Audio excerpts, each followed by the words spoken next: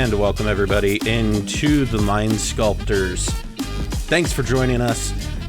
We've got a great show lined up for you today. I'm your host, Callahan. Back again, joining us is all the way from that place up north is Pongo. I guess you're the most farthest north. Pongo, how's it going? It's going well. Awesome.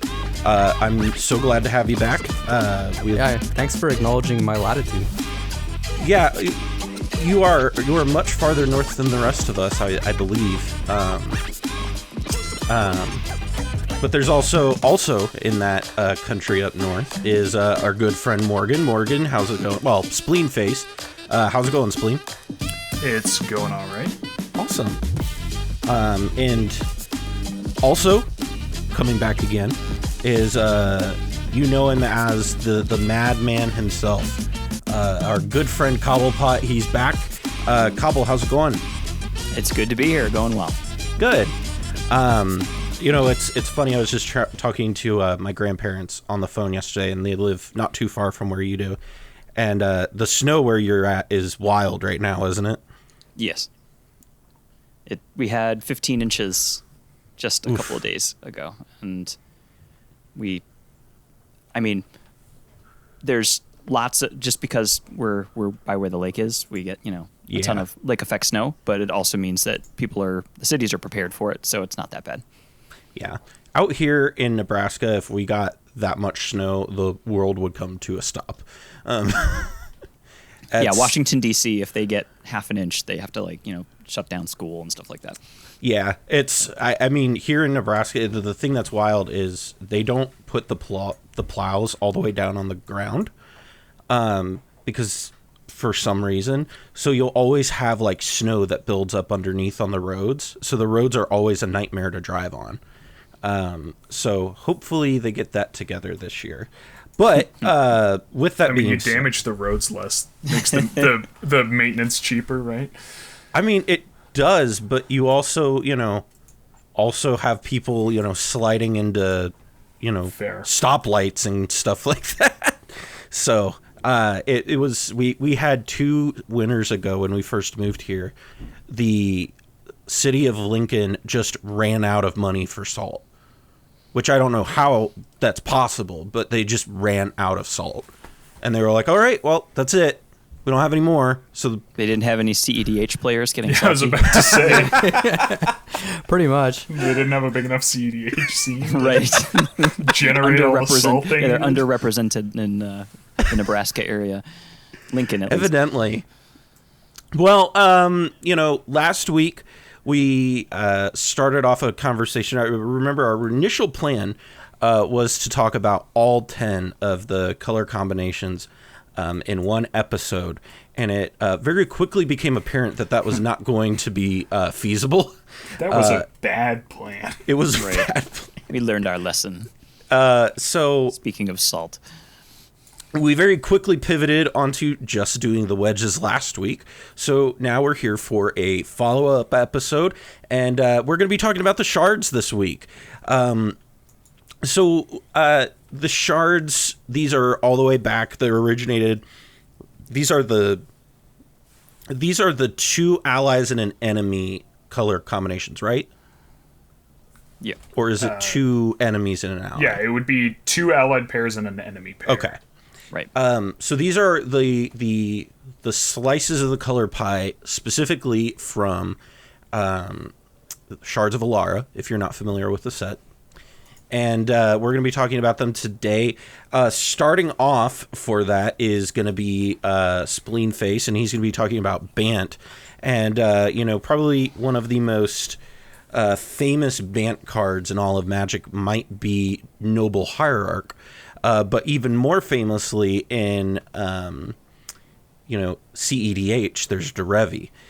So Spleen with is BANT... there, though? I was bracing myself for some kind of shade. Yeah. So I wanted to, but I just couldn't find anything snappy enough to throw your way, so you're clear.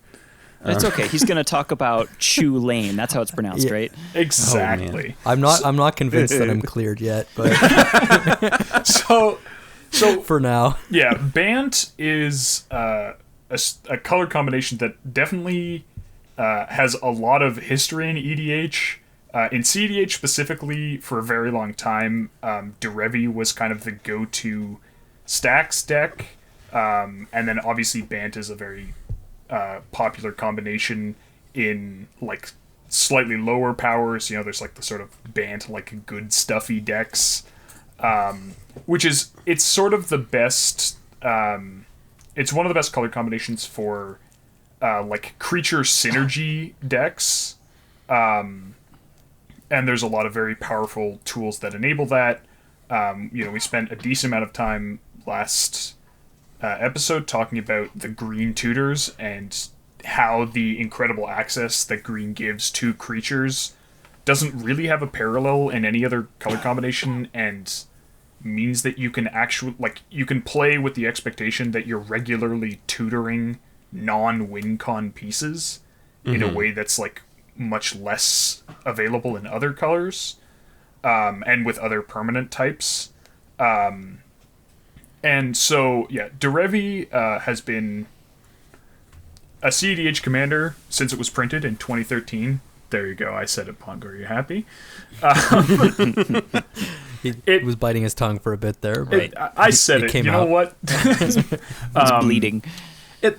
So it lost a decent amount of ground with the mulligan changes, which made the stacks decks in general a lot less good because they're in many ways opening hand dependent, because if you get your stacks out a turn too late, like if you have to spend a turn tutoring for it or whatever, then it can often be too late to actually make a difference. People got out what they needed to get out, and now that you play Trinisphere and they already have 5 or 6 mana, it's like, oh, well, this isn't nearly as helpful.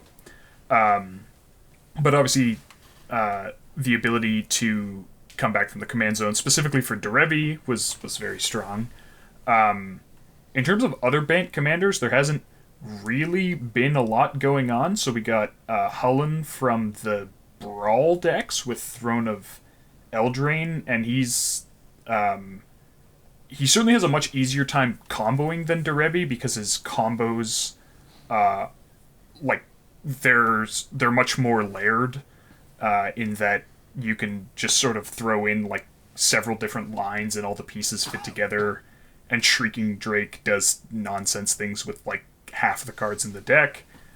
Well, although I he guess also like he's an outlet in and of himself. Yeah, and he's an Derevi outlet because he doesn't have also that. draws you cards, which Powerful value engine even when you're not comboing. yeah. But he's 5 mana, which is obviously a lot. But as you know, so some of the weaknesses we see in BANT are things that we've seen, talking about what not having colors means last week. So again, no black means that you don't have the same sort of tutor density, which does mean that closing games out is still kind of a challenge unless you have, something like your 5 mana super grind engine that's like the biggest target in the world out. And you'll often see BANT decks running like some really not great tutors just to try and have access to various different things. Like, you play Spellseeker so that you can turn your creature tutors into stuff. Occasionally people have even played like the transmute cards. If you have a specific win con that's at a CMC, particularly Drift of Phantasms, because you can find it with creature tutors. And because you aren't in good Thassa's Oracle colors, you're often looking at some sort of permanent based win con rather than like a stack based win con. But you do still have blue, which means you can protect that somewhat more easily than you can in color combinations like Mardu or Abzan. I don't think it's totally fair to say that you can't win with Thassa's Oracle. I mean, for crying out loud, man, you can play Paradigm Shift in that deck. Yeah, so I guess a weakness of BANT is that it encourages you to play Paradigm Shift. Right. Or other bad cards. No, so historically there were a few different Flash Hulk brews when Flash was legal that did actually typically use like the breakfast combo, and then I guess there was only a brief period of time where Thassa's Oracle was legal and Thassa's Oracle and Flash were legal, and I mean at that time anything that wasn't Thrasios Tymna Oracle Hulk was not seeing a ton of development, the dark times, but yeah, like you are in breakfast combo colors, but unfortunately lacking Dread Return makes actually winning a little awkward a lot of the time with those sorts of combos. They're certainly not free. Yeah, they're certainly not free. I guess also I can shill my own hilariously outdated brew. Kestia also saw some play specifically by me in a Flash Hulk deck at the time. And don't forget Nathan Jones's Feldegriff. Hippo Hulk. Yeah, Hippo Hulk. Yeah. Hippo Hulk deck. Yeah, the version of Kestia that didn't draw cards in the command zone but was actually fun. Yeah. But yeah, there has been some experimentation with BANT Flash Hulk in the past, but obviously Flash being banned now, and then not having black for like sack outlets and necromancy and that sort of stuff, meant that BANT Hulk sort of just ceased to exist. So yeah, it's in some interesting colors. You know, we talked about sort of white having got not a whole lot recently, and I think like that has made BANT sort of less popular, because like blue and green are still very strong, but now if you're looking to play 3 colors, then you're looking like, if you're playing blue and green, picking between black, red, or white as your third color, it's like really hard to go, yeah, I should pick white here. Right.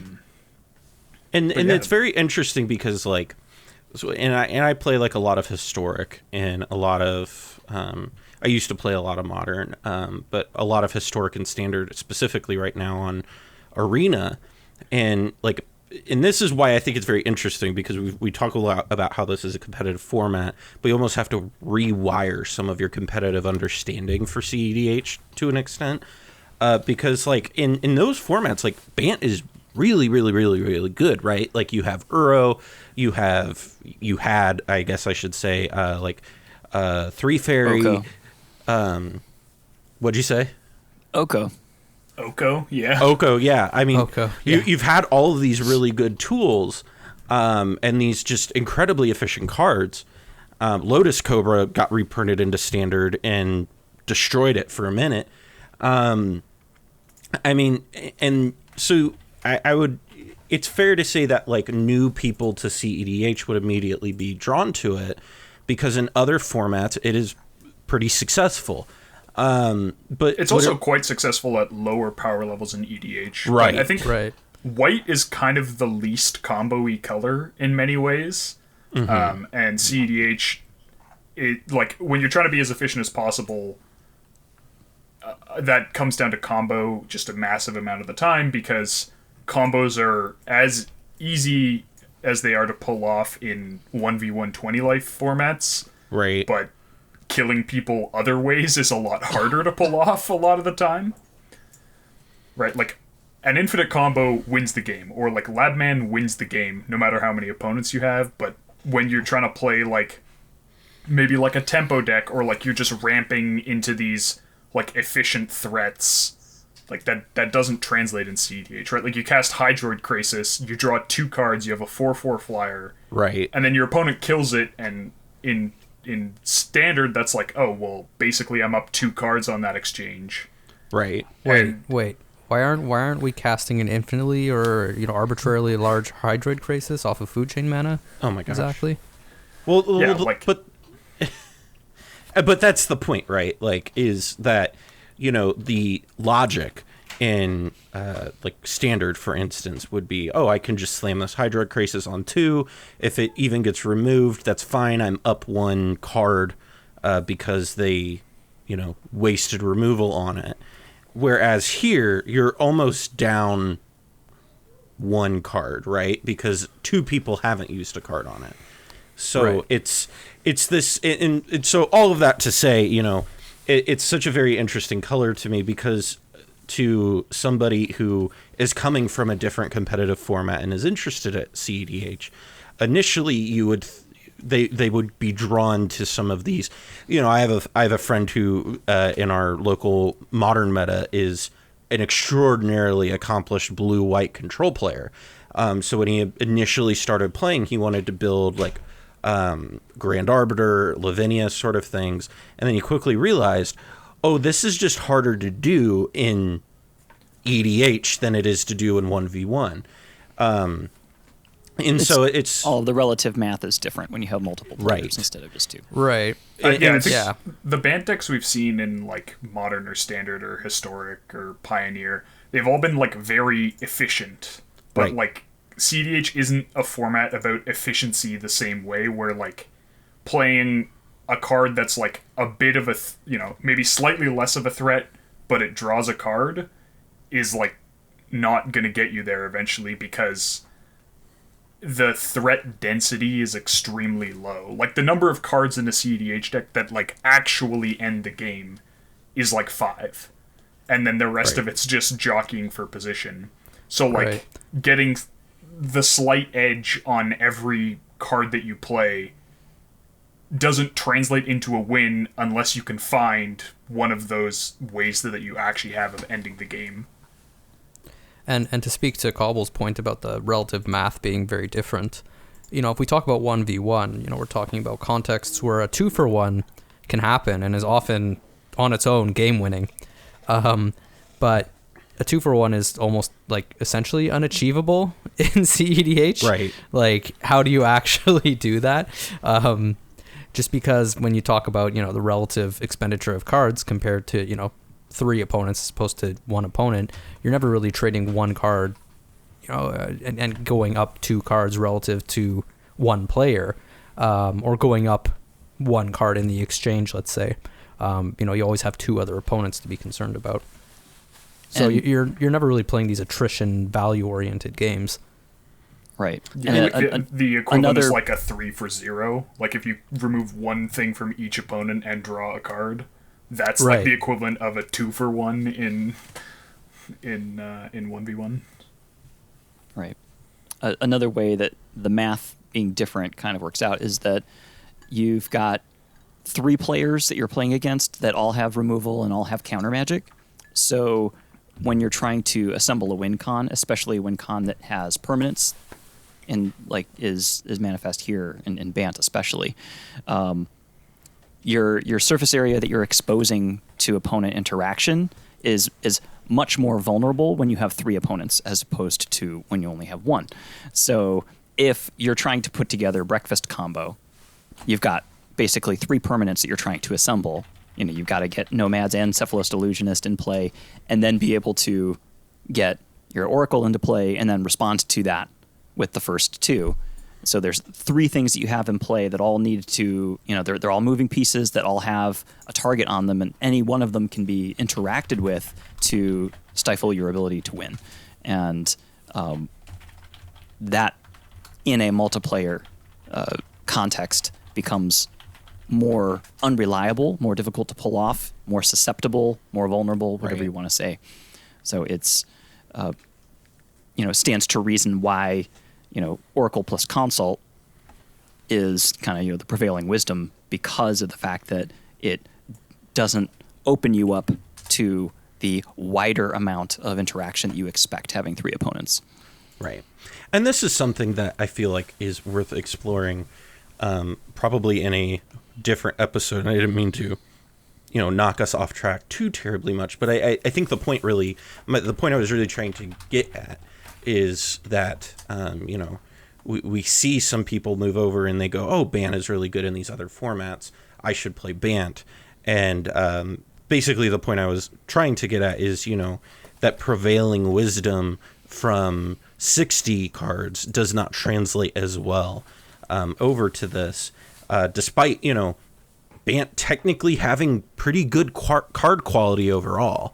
You know, maybe not as good as compared to the black cards, but I mean, overall, their combination's pretty good. And some of this, and correct me if I'm wrong, and this was something I think we talked about with Sultai, BANT really only has like 2 viable commanders. Am I wrong in having that assertion? I mean, technically, yes. There's also viability- Tuvasa. Viability is like somewhat tricky. A lot of its commanders are like, they're hard to justify over just going up a color, but Right. like they're fine.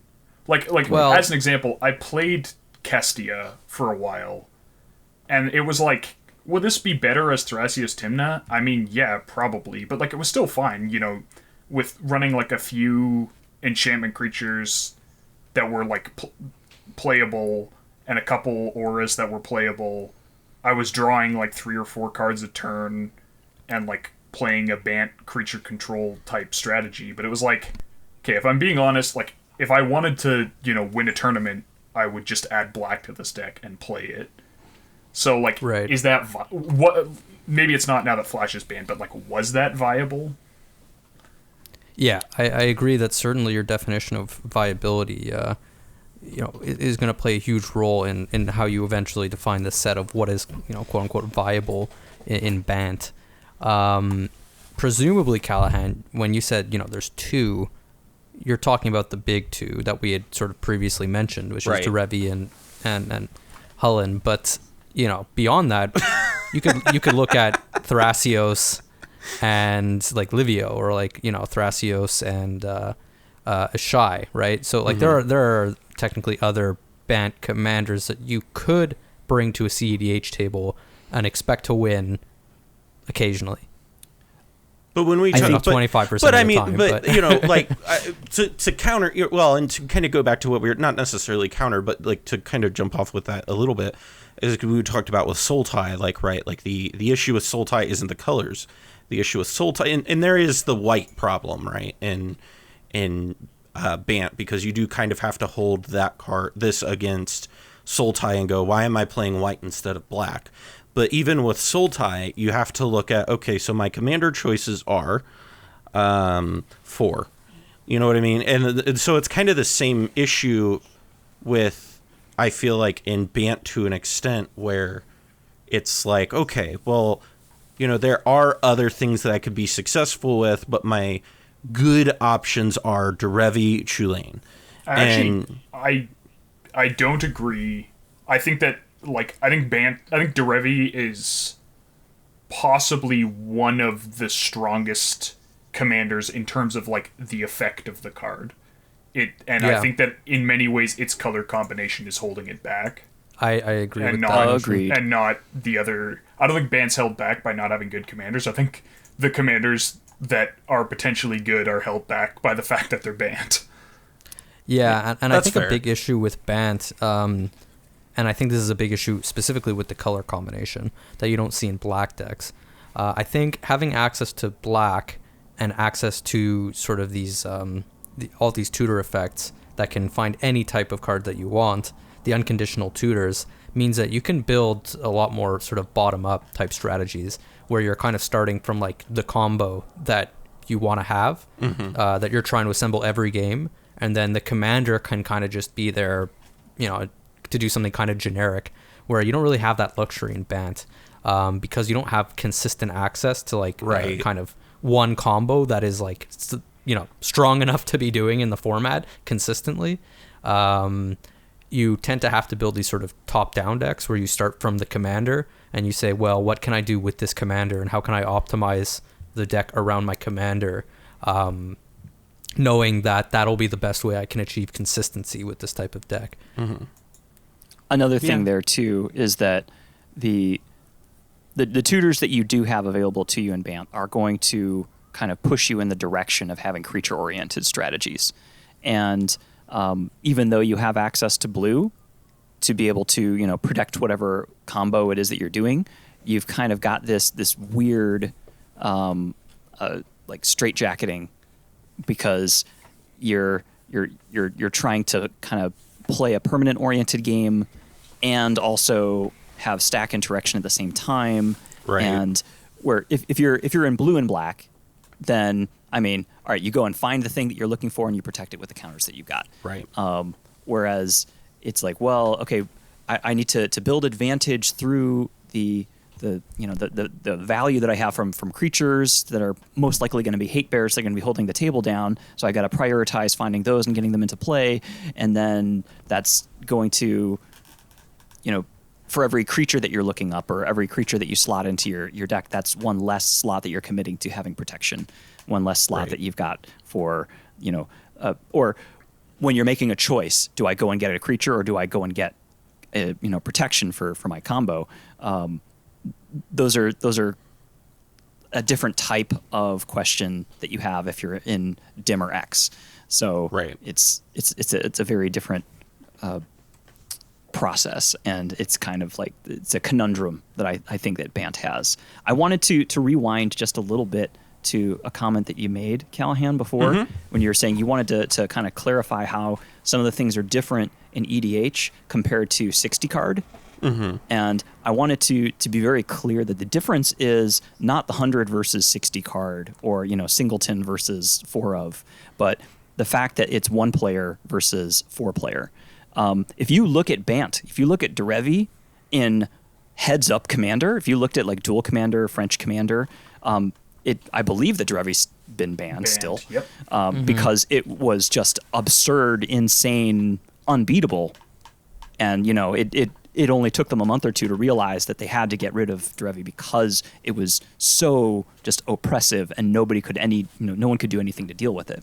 So it isn't an inherent problem with BANT, that it's good in 60 card, but it's bad once you try to go to 100 card singleton. It's the fact that it is more difficult to hold down a table of 4 players than it is to hold down one other player. Yeah, I think like the simplest way of putting it is that in 1v1, there's kind of a positive feedback loop where once you're ahead, it's very easy to stay ahead. Like if someone plays a threat that like you don't have an efficient answer for right now, you can go like, okay, well, we can let this stick around for a bit. Maybe it hits me, put some damage, but I've got a board presence or whatever, and then I can remove it, when I have a more efficient answer to it. And then I'll just stay ahead, since my life total's not being pressured, I can spend my turn casting card draw spells or whatever. But in a 4-player format, you kind of have a negative feedback loop where if you look like you're ahead, people will start answering your stuff. It's like, oh, well, this person has a bunch of mana, so I'm not going to let them have this Rhystic Study. Because, if they're drawing 3 extra cards a turn, they can really use that. Whereas, the person who doesn't have that mana is much less of a threat just because of their position.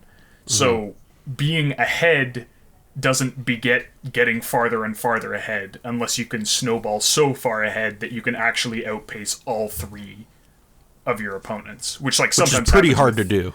When you go, turn 1, land, Mox, Crypt, Smothering Tithe, or whatever. But yeah, most of the time, if you aren't sufficiently far ahead to grow faster than all 3 of your opponents, their resources get dedicated towards you and sort of brings you back into line. Whereas in 1v1, being ahead tends to just lead to getting farther and farther ahead until you eventually win. Right. It's easier to snowball advantage for sure. Absolutely. Well, and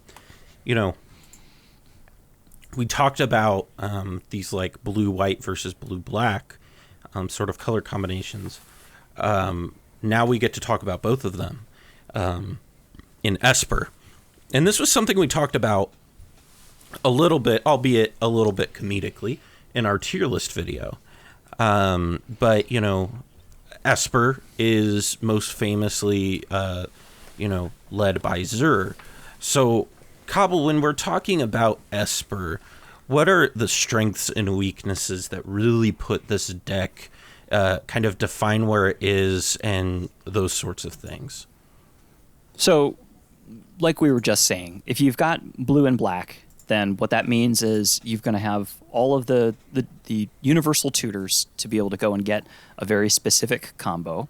So as Pongo was saying, you can build from the bottom up around a combo that you want to be targeting, in a very surgical way, and you want to get to that combo as fast as you can and protect it. And that's what blue and black are going to be giving you. Now, in this case, when we add white, really what's going to happen is you're going to be pushed in one direction or another. White is really good for hate bears, as we were just saying.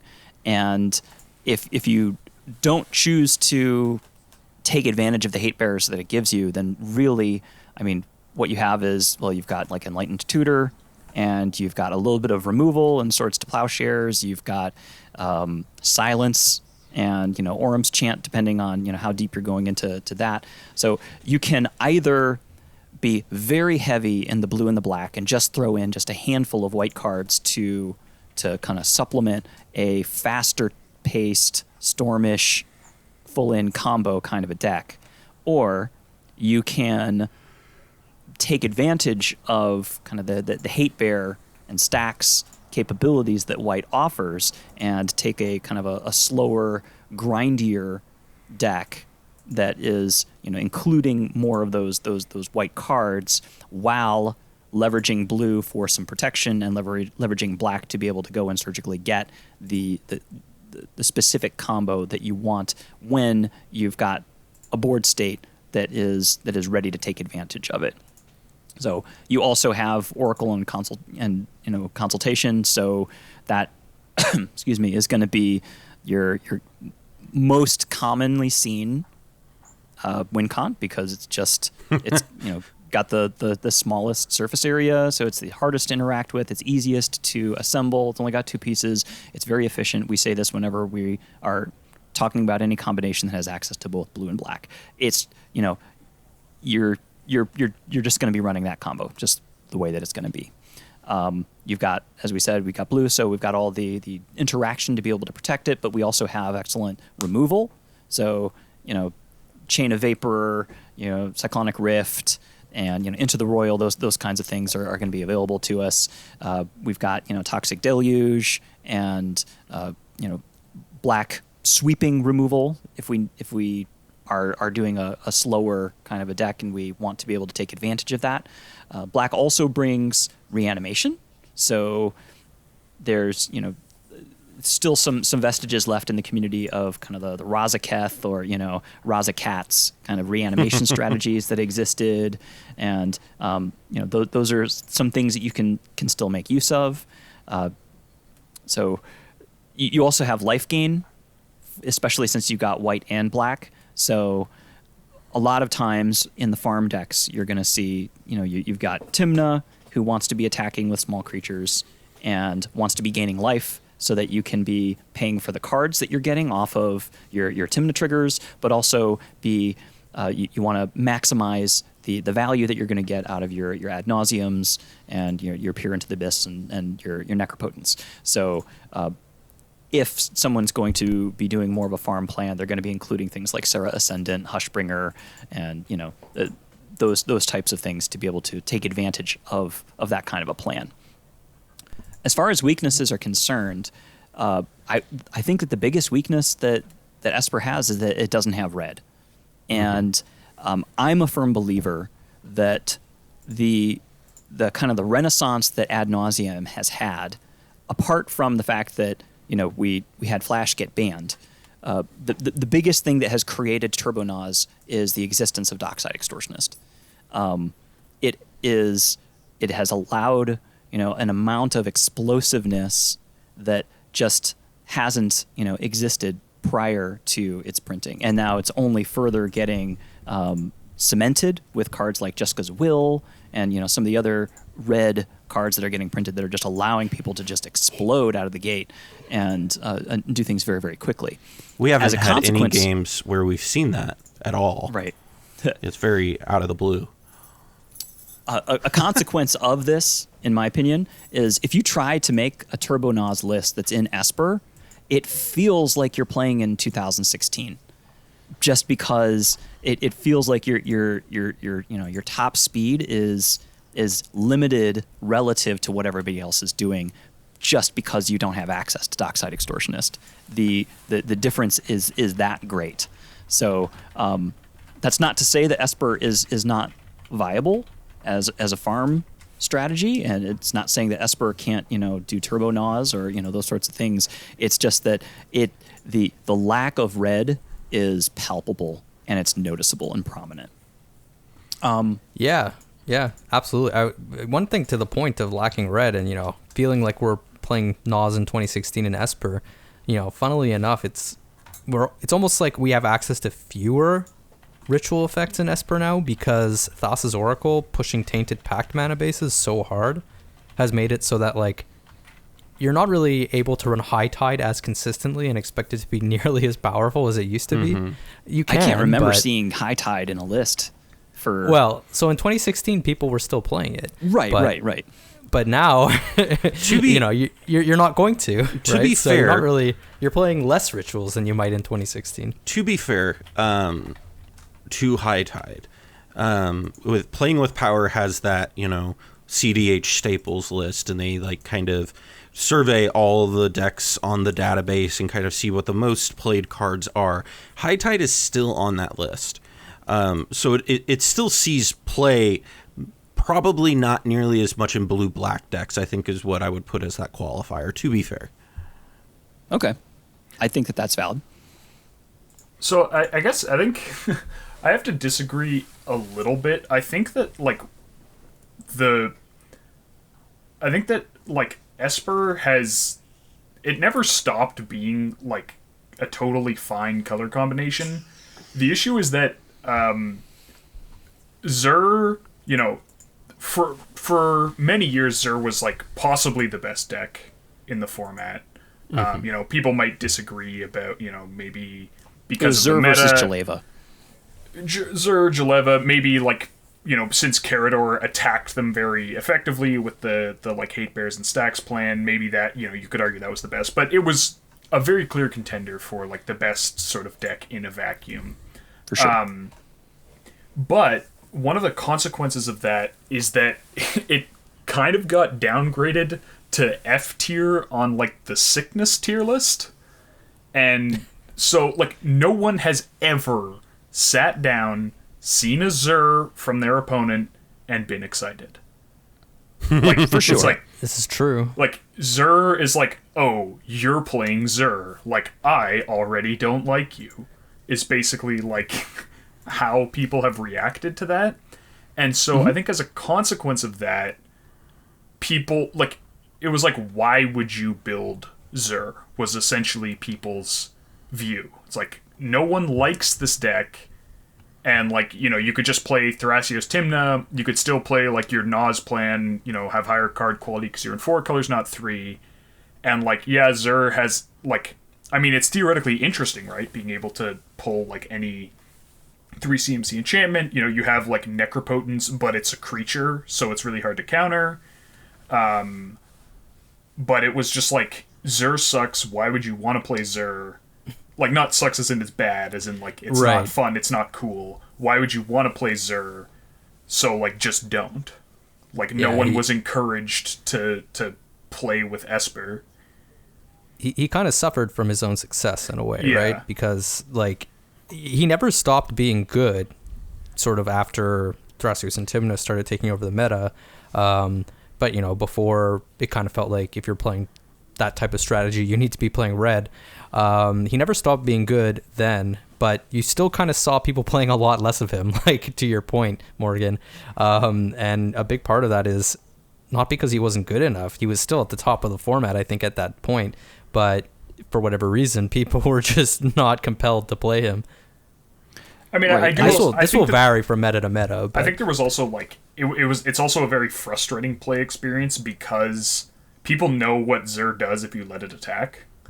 Right. And so you cast your you cast your 4-mana commander, and it just like immediately eats a counterspell or removal, and you're like, or gets draked, or it was essentially like the Hermit Druid problem. Like, it needed to get removed. yeah, like I found, like, and like even potentially over, like if you actually looked at someone's scenario, it's like, okay, they don't have that much mana. Like the Shimmer Zur lines, like really weren't particularly easy to pull off.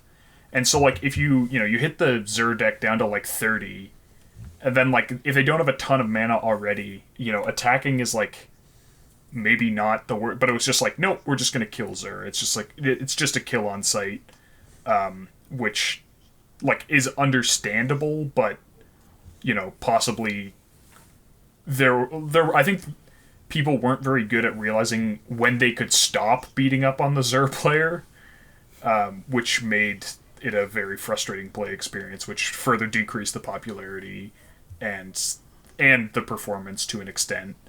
I'm going to agree with you in part there, but I still feel like the fact that Zur is 3 color as opposed to, Tymna plus some other, partner that you can get one of them down on turn 2 and then, be able to start building advantage right away.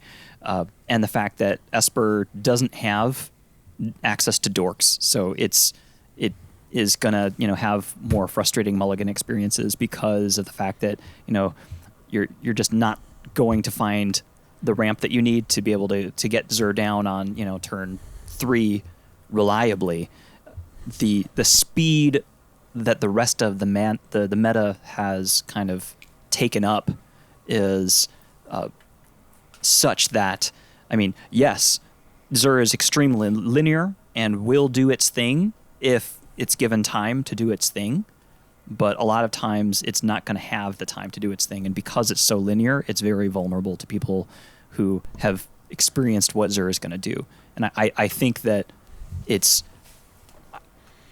my reading of it would be that we saw a falling out of Zur not because of stigma associated with Zur, but I think because of the vulnerability to its linear playstyle and its being, I would say, probably a full turn slower than the other decks that are doing the same thing.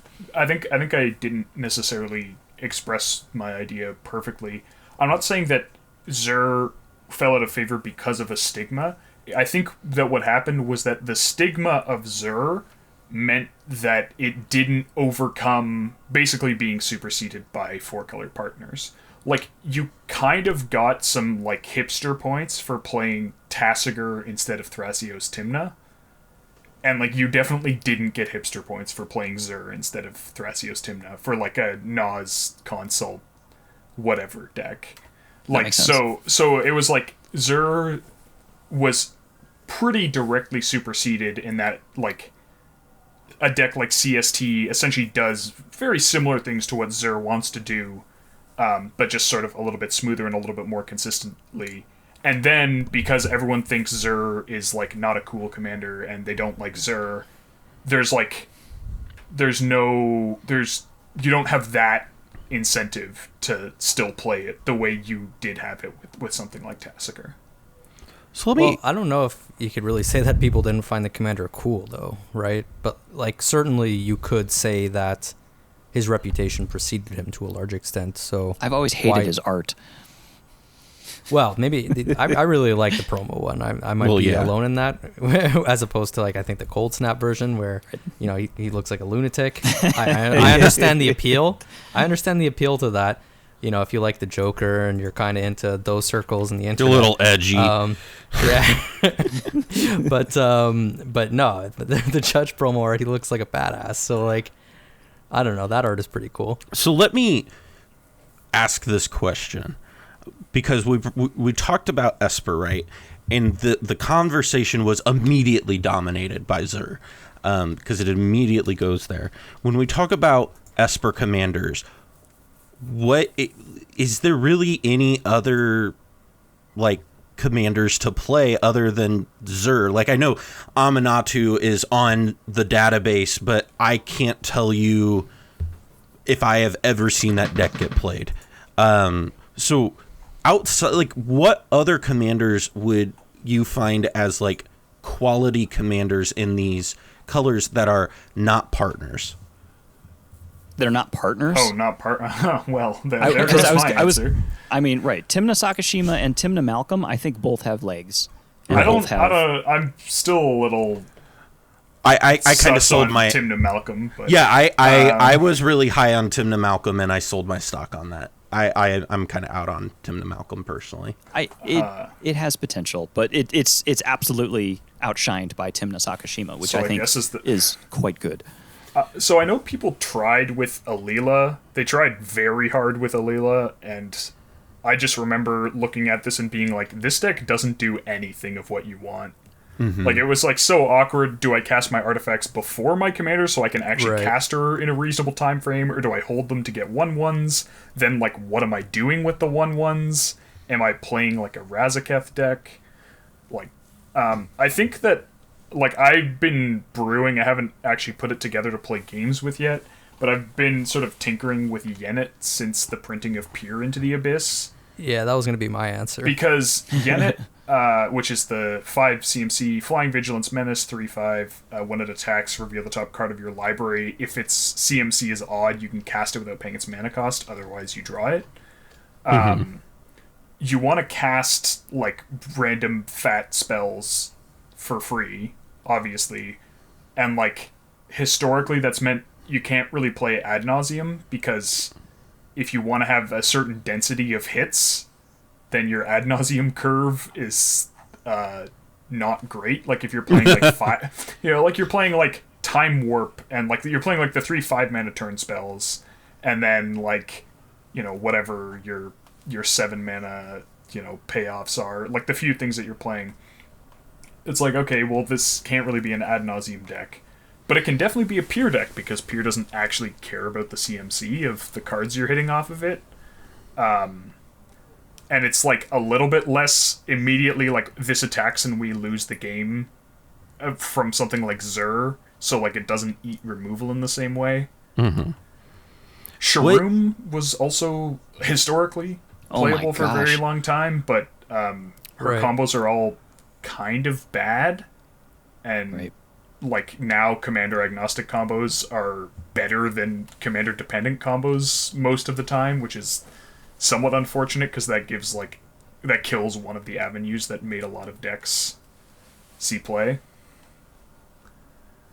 Well, in I know Oloro used to see play. I believe Oloro Doomsday kind of used to be a thing, but something I actually don't know that it was ever actually a thing. I think people thought it was a real thing. Oloro was certainly a thing in 1v1, but I think that the people playing at the top of the format would never have said there's a compelling reason to play Oloro over Zur.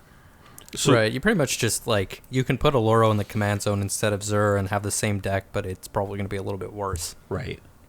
So let me ask this then, and this is a card that is kind of a pet card that I've always really liked and kind of built some different stuff around, but never committed too much time to it, is Verena Lich Queen. Like, it feels like it has something there, but perhaps maybe I'm a little too optimistic. What do you... because, as we're having this discussion of, what are the non-Zur Esper commanders? Like, this is one, and it does kind of give you some of the, like, Timna action a little bit. What do you guys feel about, Verena?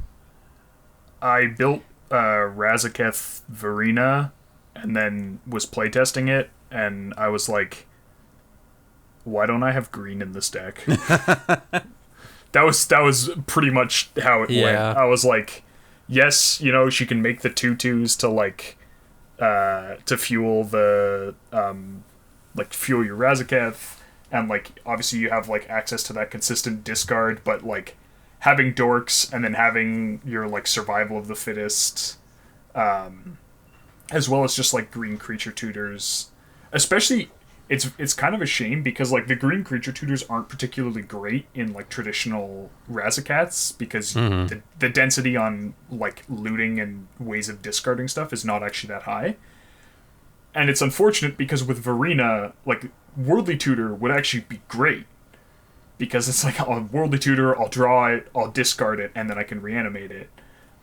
Right. You don't get Worldly Tutor, you don't get Sylvan Tutor, you don't get Eladamri's Call. If she had access to red and Underworld Breach, then that I would also build be a deck pretty around that. Spicy. And then, like, you know, there's like a few zombie synergy pieces that you run, but then, like, it's like, you know, there's like a couple playable, like, cards that happen to be zombies, and then you're just kind of done. And also, there's the whole, like, the 4-mana 3-color commanders, particularly outside of green, are also in a very rough spot because they're very difficult to cast on turn 2. Right. Like, you can't cast them turn 2 off of, like, a Soul Ring or Mana Crypt alone. You need a piece of colored acceleration, which has meant that, like, you need either, like, basically you need a 2-mana rock and fast mana to cast them on turn 2, which is somewhat unfortunate. Yeah. It's interesting because we've kind of always talked about, you know, we've talked in previous about the commanders and what commanders you have options to. But, you know, with Esper, it certainly feels much more narrow. Because, you know, everything kind of ends up defaulting back to, well, you're either playing Zur or just go up to, you know, 4-color. One color combination that is actually having more, I feel like, has gotten even better recently, and we saw this in action on our gameplay video on Wednesday, is GRIXIS has really kind of sort of become more popular, if that makes sense, because That's one way to put it. Yeah, it is certainly exploded, I suppose, as of late. And we talked about this in our set review, where people are kind of feeling more obligated to drop that 4th color, which is different from what we've talked about in these other ones. So, Pongo, you know, what is it with GRIXIS that's making people want to do this specifically? Sure. Let me start off by saying that I got to discuss Sultai in the last video, and in this video I get to discuss GRIXIS. So remind me to thank my agent when this video is done. So yeah, what are some of the strengths of GRIXIS? Why don't I have one? Yeah, at least I got to negotiate up into talking about BANT rather than being relegated to only talking about NAYA. Right. I mean, I thought Pongo's clearly talking about opposition agent here, right? Yeah, exactly. Right. Thank my opposition agent. I get to control you guys while we're working on the show notes. You know, one thing is Morgan's agent was good enough to put the color order back, you know, the list back in color order. Right. We got back to the Wooburg order with the allied colors, or the allied and the enemy colors on the sides. Definitely, it was a quality of life improvement right there for sure. We're feeling it. So yeah, GRIXIS. You know, there's a lot of good things to be said about GRIXIS. I think, you know, one thing to consider, sort of following the ban of Protean Hulk, we lost sort of like one of the premier win cons in the game, one of the, sort of the major pillars of cEDH with Flash Hulk, and green did lose some of its identity in the exchange, in the sense that, you know, now we kind of had like this blue-black based win con that normally we were assembling, you know, and relying on green to have the combo piece for, but, you know, we kind of move away from that, you know, so that's sort of one factor I think that has sort of led to GRIXIS rising in prominence again. Certainly not the only factor. You know, we do need to look at the fact, however, that now if we look at sort of the premier win cons of the format, they pretty much all exist in GRIXIS colors. So obviously there was the aforementioned Thassa's Oracle plus Consult, which is, you know, debatably, you know, probably one of the most warping win conditions in the format. You know, and then another strong contender for the debatably most warping win condition in the format is Ad Nauseam, and obviously you're in black, so we have access to that. And as we were kind of touching upon before, GRIXIS happens to be the color combination that probably best leverages Ad Nauseam. Why? Well, because with access to red, you also get access to a bunch more rituals, notably Dockside Extortionist. So Dockside Extortionist provides an incredible amount of explosiveness to this shard, essentially allowing you to generate tons and tons of mana. If you're going last, sometimes you can just win on turn one by virtue of going last. So being able to turn going last into an advantage is like kind of mind-boggling, in fact, because it's normally not where you want to be. Even moving beyond Dockside Extortionist and just the warping effect that it has on the format. And again, that's kind of probably a strong contender in and of itself for, one of the, or if not the most warping card in the metagame right now. You also get access to Underworld Breach lines in Grixis. So essentially, you've just got an embarrassment of riches, an embarrassment of Grixis. So what all this means is that you're essentially pushed into a very aggressive game plan. Because you have access to these very, very efficient win conditions and powerful ritual effects, I should say. But what complements that incredibly well is this incredible access to explosive card advantage that Grixis gives you. Not only do you have access to kind of the tools that blue gives a lot of different decks in terms of card advantage, Mystic Remora, things like Rhystic Study as well, but you also get access to now Time Twister, Windfall, and Wheel of Fortune, and, additionally Wheel of Misfortune. So we're talking about a ton of wheel effects, which kind of just make it so that you can make up for those really aggressive mulligans that you often have to take when you're in Sans Green. They also kind of just further incentivize you to be playing a lot of fast mana and a fast game plan because you can reload really, really quickly. They're not without their downsides, but we're talking about the strengths of Grixis right now, so we'll get to that perhaps later. So what else do you get in Grixis? Well, you also get kind of like the best stack interaction in the format. You get access to obviously the blue counter spells. Notably you don't get Veil of Summer, so you are missing out on that, but in exchange you get access to Red Elemental Blast and Pyroblast, and you get access to Deflecting SWAT in a lot of cases, which you wouldn't get if you were missing red. So it's really hard to overstate how powerful Red Elemental Blast and Pyroblast are. You look at the Vintage metagame as an example, and like essentially the mirror breaker for a lot of blue matchups is my opponent playing red and I'm not, because if my opponent's playing red and we're both playing these sort of blue based decks, I'm going to get absolutely dumpstered because I'm going to get destroyed by his additional 1 mana interaction where I'm like 2-for-1ing myself with Force of Wills and stuff like that. It's to the extent that if you are playing these blue-red decks in Vintage, oftentimes you'll like cut your Force of Negation or something like that and put in an extra Red Blast when you're in sort of those blue-based matchups. So these are incredibly powerful tools to have against the metagame that's dominated, pretty much exclusively by blue decks, with a few other sort of non-blue decks, kind of doing their thing, but totally interactable by other cards that you're playing with anyway. So you're not really gonna feel too bad about playing your narrow counter spells because you can essentially be guaranteed that they're gonna find targets every single game in a pot of 4 players.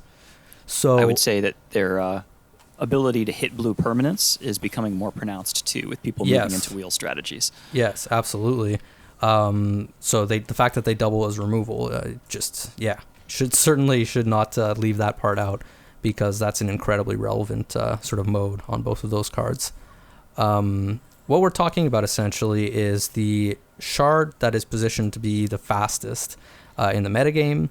Obviously, if you start adding additional colors to that, then theoretically you start getting tools that speed you up. But it's questionable whether or not that's even necessary.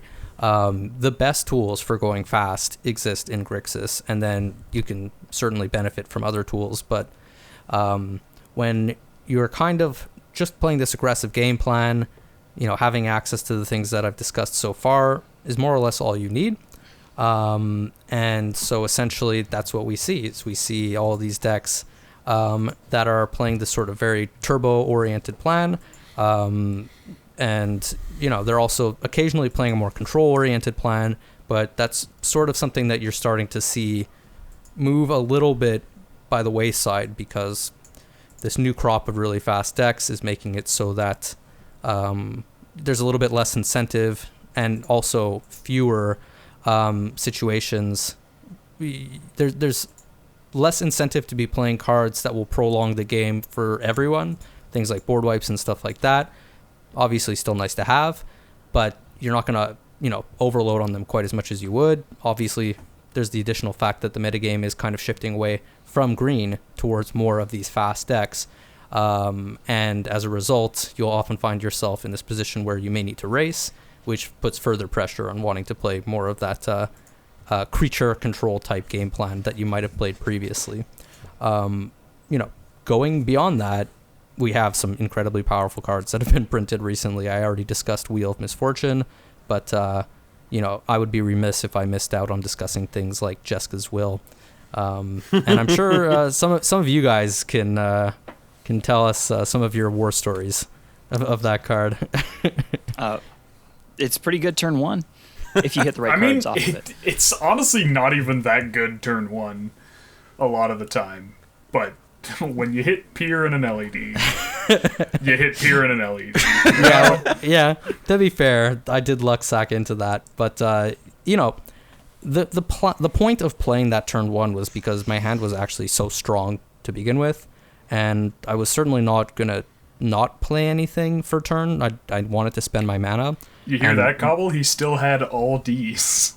Yeah. Right. Yeah, I mean, you still had and Time an Twister. Right. So yeah. So the hope anything. was to just hit some rocks, right? The hope was to hit a couple of mana rocks and then maybe have enough mana to cast Adnals in turn two. Instead, I got the nuts. You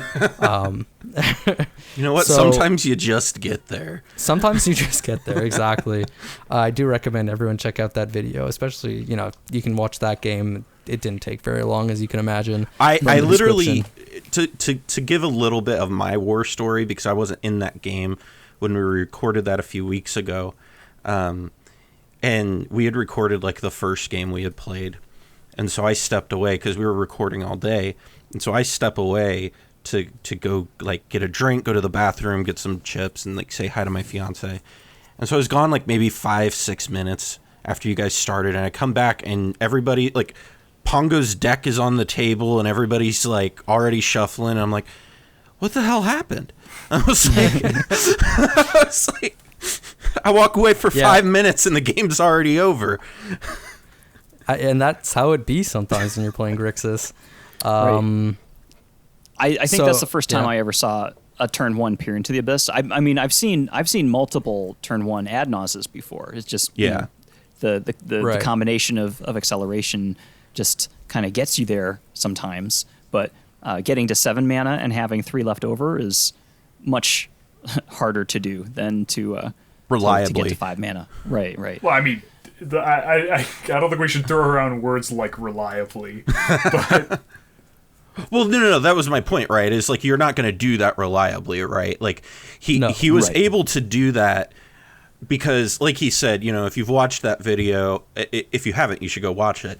But discussing that, and this really is relevant to the overall wedge discussion, is the reason you're able to do that is you have Twister backup, and then what else was in your hand? There was Twister, and there was another. I guess that's right. You have the Adnaz.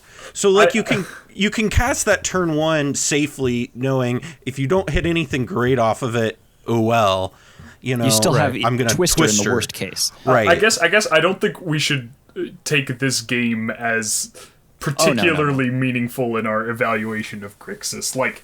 No, to be fair. Certainly, you're right. Like, tools like Jeska's Will being printed are obviously very, very good for Grixis. I'm not denying that, but I don't Yeah, think for- the nut turn 1 is like. It was the same thing, when people were talking about Flash Hulk, and it was like, with Gemstone Caverns, you could do win it on turn 0. zero. It's Yeah. like, that's not why it's good. Like, Right. That being said, and for full context for anyone who doesn't feel like going to watch the other video right now, or plans on doing it after listening to this, I was playing Roguerac Silas Wren. And obviously the big advantage of Roguerac is that he costs 0 mana to cast, so then you can play your Jessica's Will on turn 1, or whenever, really consistently, and have your commander in play, so you can get both parts of the effect. So playing that deck, to Morgan's point, yes, it's not likely that you're going to Jessica's Will into exactly LED Peer into the Abyss, but probably more than any deck in the format that I've played thus far, that's a deck that I've seen a lot of turn 1 wins with. I was going to make a similar statement where I was going to say, I really feel like that is the most reliably quick deck in the format right now. So I wouldn't say that it reliably wins on turn 1. I wouldn't go ever that far. And I wouldn't ever say that it's, consistently winning turn 1. Well, it's always trying to win fast, I guess, is my point. Like, very quickly in the first 3 or 4 turns. Right. And I mean, that's something that holds true for pretty much the large majority of Grixis decks. Certainly the ones sort of more toward the top of the format. But that is a deck that I would say consistently wins on turn 2.5. And I don't feel like that's a particularly hot take. And I feel like it's half a turn, or maybe not quite half a turn faster than previous Grixis fast decks that existed before it. And that sort of 2.5 number sort of represents the fact that I've won on turn 2, or I've goldfished turn 2 wins with that deck so many more times than I have with other decks. And I mean, it makes sense. You have access to so many more ritual effects that are enabled by Roger. You have access to additional tutors that are enabled by Roger, free counter magic, things like that. The deck is certainly very strong.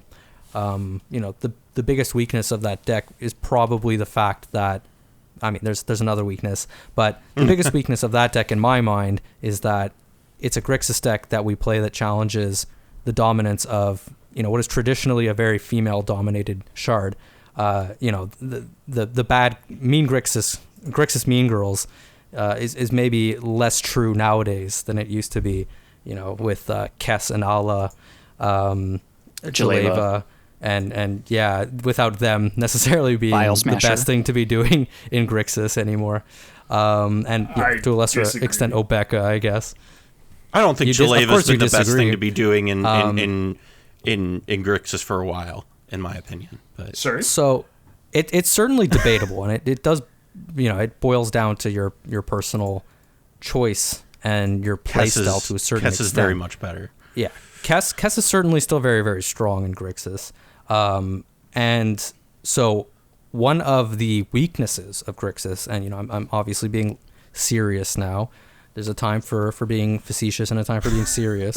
One of the issues with Grixis is that you do often need to mulligan heavily because you want to have fairly explosive openers, or you at least want to find some acceleration, and you have less turn 1 acceleration in Grixis. So when you compound that problem by playing a commander that doesn't generate card advantage, sometimes you can kind of find yourself in a rough spot. So, in the case of Roguerac, compared to something like Kess, you're trading a lot of resiliency and potential to generate value, for pure speed. So there's certainly a trade-off there, and I can understand why, not someone wouldn't necessarily 100% agree that Roguerac is, the best Grixis commander, but it's certainly up there. I have no doubt. It's certainly the fastest. I would argue that one very, very hard, and I don't think I could be easily convinced otherwise. All I know is that Anala is really bad, but that's all I really know. Yeah, them's fighting words. Right. Along that discussion, I would say that probably holistically, the better place to put Roger is with Timna under Mardu, as opposed to Grixis with Silas. I think that's a I bit of a strongly hot disagree. take. Yeah. I think that's a bit of a hot take. I understand where people are coming from with that, in the sense that, the argument is that you're getting some card advantage from Tymna that you wouldn't normally have from Silas. But I think that kind of like overstates how good it is to be playing Roger in that deck anyway. Because like you're going to be playing all the little creatures that you need to be playing to enable Tymna anyway, because Roger doesn't do that. Right. So essentially you're trading a commander that you could play, like for example Jeska, who could theoretically be a lot stronger and like give you an additional plan on top of the Tymna plan, for something that is going to theoretically let you go a little bit faster. You do get like a lot of the same access to cards that let you go faster, obviously, but then you're kind of diluting the deck by playing these more like grindy, small creature type oriented plan. I think the strength and you're losing Thassa's Oracle. The strength of Rograk is that you get to play all the creature synergy pieces without having to play creatures, and like you have to play creatures if you're playing a Tymna deck anyways. Right. Okay. And I do think that that's kind of one of the biggest tensions with the deck. So let me interject here for a moment, because with Cobble's point, I am interested in this because you had recently, I know earlier today, we're recording on Thursday, posted your new Shadow Bag brew, and really what is it that for you, your point was you see it more as this like holistic thing, right? And we've kind of heard the argument from the other side. What is your kind of take on that then? What I was intending to get at there was that the improvement to a Grixis list adding Roger versus the improvement to a Mardu list adding Roger is a greater improvement on the Mardu side because of the boost in speed that is given, and then the fact that you've got Tymna there for the circumstances under which you run out of gas. The reason why Jaleva was kind of the go-to Grixis commander for a long time was that if something happened and your initial shot got disrupted, you still had the fallback plan of being able to get card advantage in kind of a roundabout way through Jaleva. You don't have that through Silas or through Roger, as is what Ponga was saying there. And I feel that the delta that you see is less in Grixis than it is in Mardu. And I probably could have phrased that differently. So I think the reason I disagree is because what Rograk lets you do in Grixis is not lets you play Rograk, it's that he lets you play Culling the Weak, Diabolic Intent, to a lesser extent Deflecting Swat and Fierce Guardianship, which aren't like the best in Kess, Mox Amber, things like that, which like none of these cards were difficult to play with Tymna before the printing of Rograk. But you couldn't play those cards profitably turn one the way that you can having Roger, and have backup with your Deflecting Swat, or in the case of Grixis having Fierce Guardianship and that kind of thing. It's not that. Well, I don't think you could play Culling the Weak in Kess at all, really. Like I know people have like built sort of a faster version of Kess, but like I don't think that card is good in Kess. I don't even particularly like it in the Tymna Crom brews that are playing like 6 creatures that all cost at least 2. Like I think that Rograk letting you play Culling is the biggest one, and then to a slightly lesser extent Diabolic Intent, without actually having to load your deck with some reasonable density of creatures is a really big boon. Yeah, I get what you're saying, Cobble, and I think there's certainly truth to that. I don't disagree with the argument that you're making that it is significant for Mardu, along that axis. But I think that there's like one detail being left out, which is that there's kind of tension between playing the Tymna plan and playing the Rograk plan anyway. All those additional cards that I mentioned that you need to add in to enable the Tymna plan don't really support the Rograk plan. So like you're not necessarily as focused as you would be if you were just playing like sort of the pure plan. And this is my, I don't want to get too deep into the Mardu stuff because we did talk about that last week. But I do want to interject this because I've had this discussion on Twitter because I've been kind of brewing a lot of the Tim Najeska stuff, and I've been playing a lot of it, is I don't feel like the advantage Roger gives you in Mardu is worth playing him over Jeska. Because Jeska... Because with Mardu, right, the issue is that you don't have the reliable access to your win conditions, and they take more setup. And so Jeska kind of solves that problem because she's always there. She's always in the command zone. So you're now, if, we saw this in our gameplay that's coming up on Wednesday, if you, and I won't go too deep because I don't want to spoil much, but if you run out of gas when you're trying to win with Jeska, the value that Timna brings is much greater because now Timna comes in and, gets you back into the game, gets your card draw, can get you back on life, get you back onto an ad nos plan. And that is something Roger doesn't give you, in my opinion. I think Jeska's more of an ad in Mardu than Roger is, but that's just my 2 cents. I might be a little biased, but... No, but I think if Roger had 1 power, then we'd be having a very different conversation. Jesus Christ. Yeah. That would be broken as hell. And had the keywords he had on him of... What does he have? He has First Strike, Trample, Menace. Yeah, 3 very, very applicable keywords. When very you have zero relevant. power, absolutely. Yeah. Yeah. But anyway, and like I said, Anyway. I don't want to go too deep into the Mardu thing. We've talked about that before. I do feel like, Cobble, if you have any other, anything else you wanted to get in there. Yeah, I didn't mean definitely. for everybody to jump on Cobble there. I apologize. No, I that was know. never the intention either. Well, yeah. Thanks, Spleen. I appreciate that. I can see what you guys are saying, and I think that we're talking along different axes as far as the That's way fair. that we're looking at it, and I'm fine with dropping it, but it's Yeah. I think the last thing I'll say on that point is that, in some sense, I kind of flipped the script, and perhaps it was in my mind a strength of the argument, but somebody could say that it's just as equally a weakness of the argument, where I said you're diluting the Rogue Rack plan to support the Timna plan, but at the same time, like the Timna plan kind of from the flip side of the coin gives you the backup in case the Rogue Rack plan doesn't get there, or kind of gives you like something else that a different plan that you could theoretically mulligan into. So it's not so clear cut as what I said. Just to... I certainly agree that Silas is a very unexciting commander to play. Yes, He's so bad. I mean, that's not debatable. He's so bad. And trying to force Silas to be a little bit better is painful at times. Right.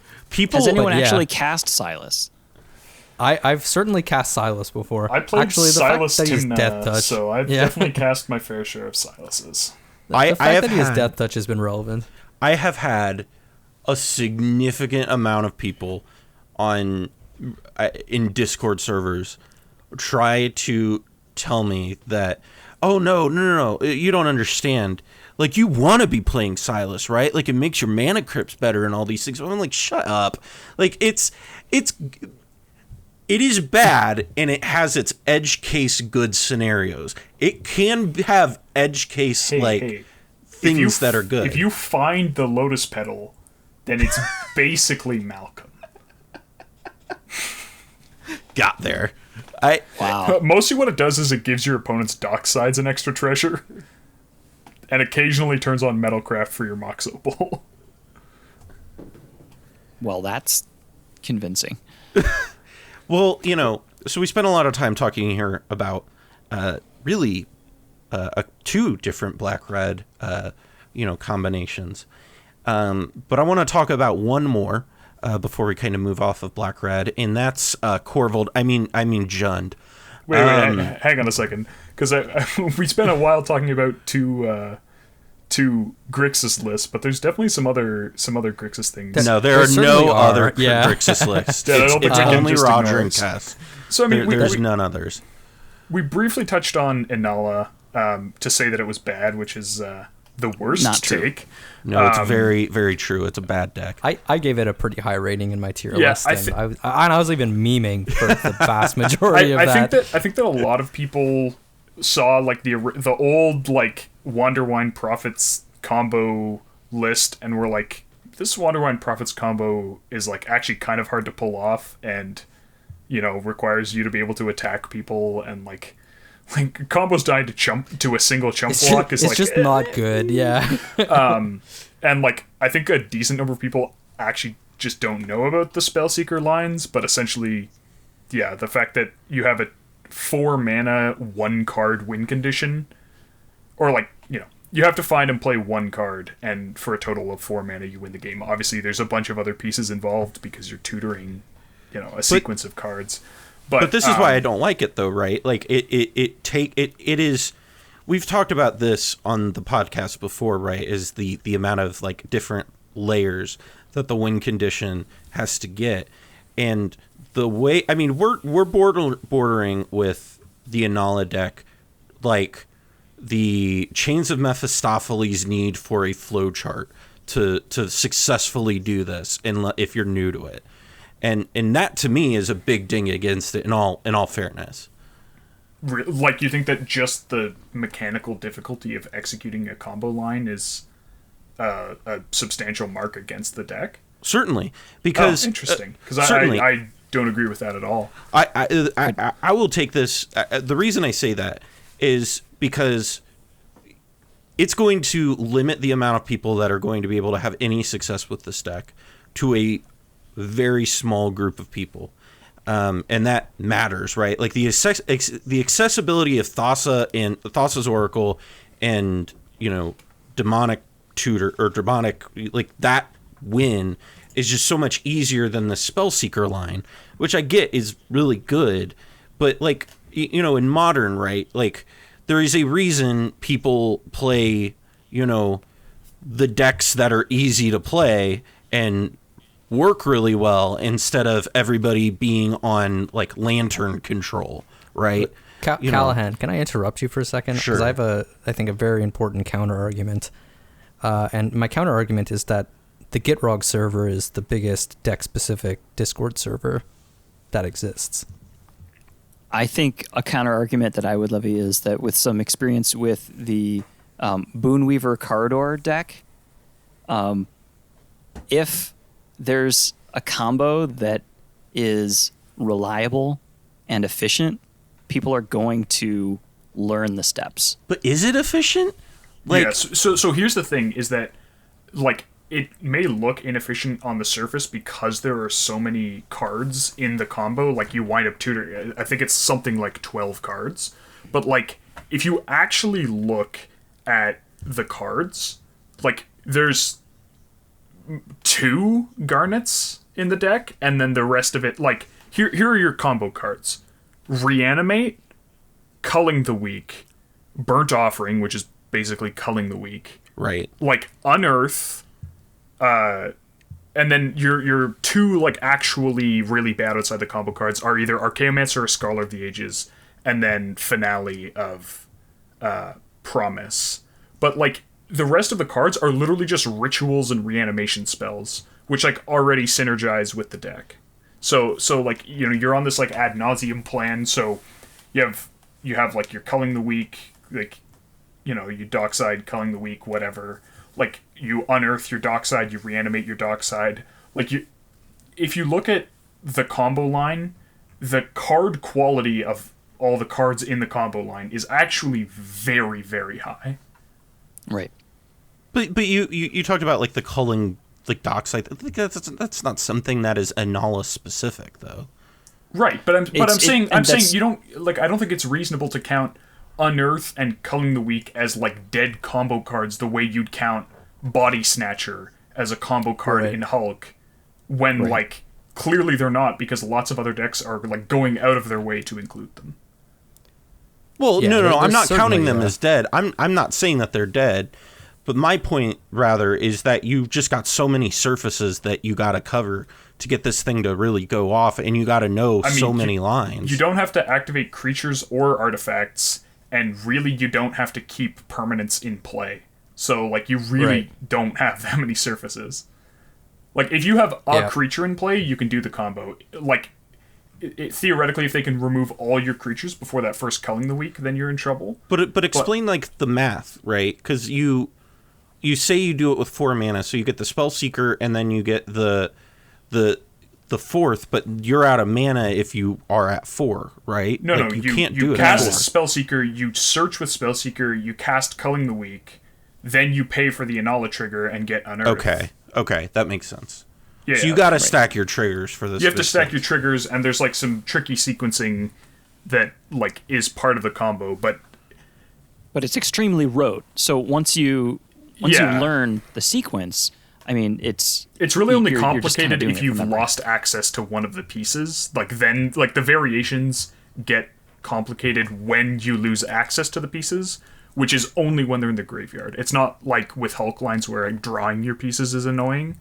Mm-hmm. So it's actually easy. It's even easier to combo if you have a piece in your hand. So it's only when pieces are in the graveyard that the line deviates from sort of just the standard execution. But my question, and that's not even all the pieces, because you do have redundancy for some number of the pieces, right? Yeah. Like, and in a lot of the particular, time, just like having Spellseeker, extra mana is like redundancy. a way to get around it. Yeah, exactly.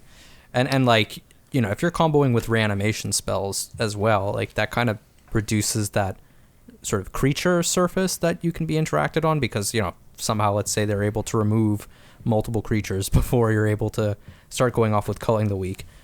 You know, you do have resiliency in the sense that you can theoretically just reanimate your Spellseeker, and then you also can just like try again the following turn or something like that. I think the hardest thing to overcome is Entomb being in the graveyard. That can be annoying.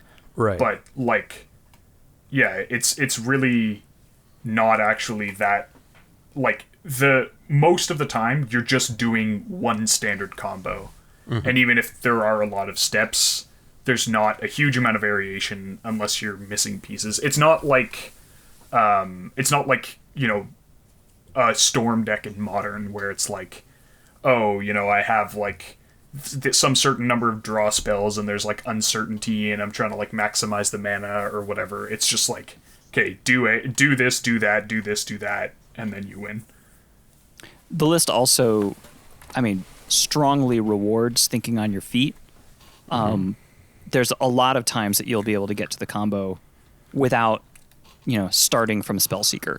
So if you're just kind of aware and, you know, you are able to kind of intuit from at any point in time, you'll be able to shortcut a lot of things instead of doing the entire combo from start to finish. So, you know, if you get something in hand, or if there's already something in your graveyard that you can reuse or whatever, you can take variations of the combo to be able to get you there without doing the entire thing in its entirety.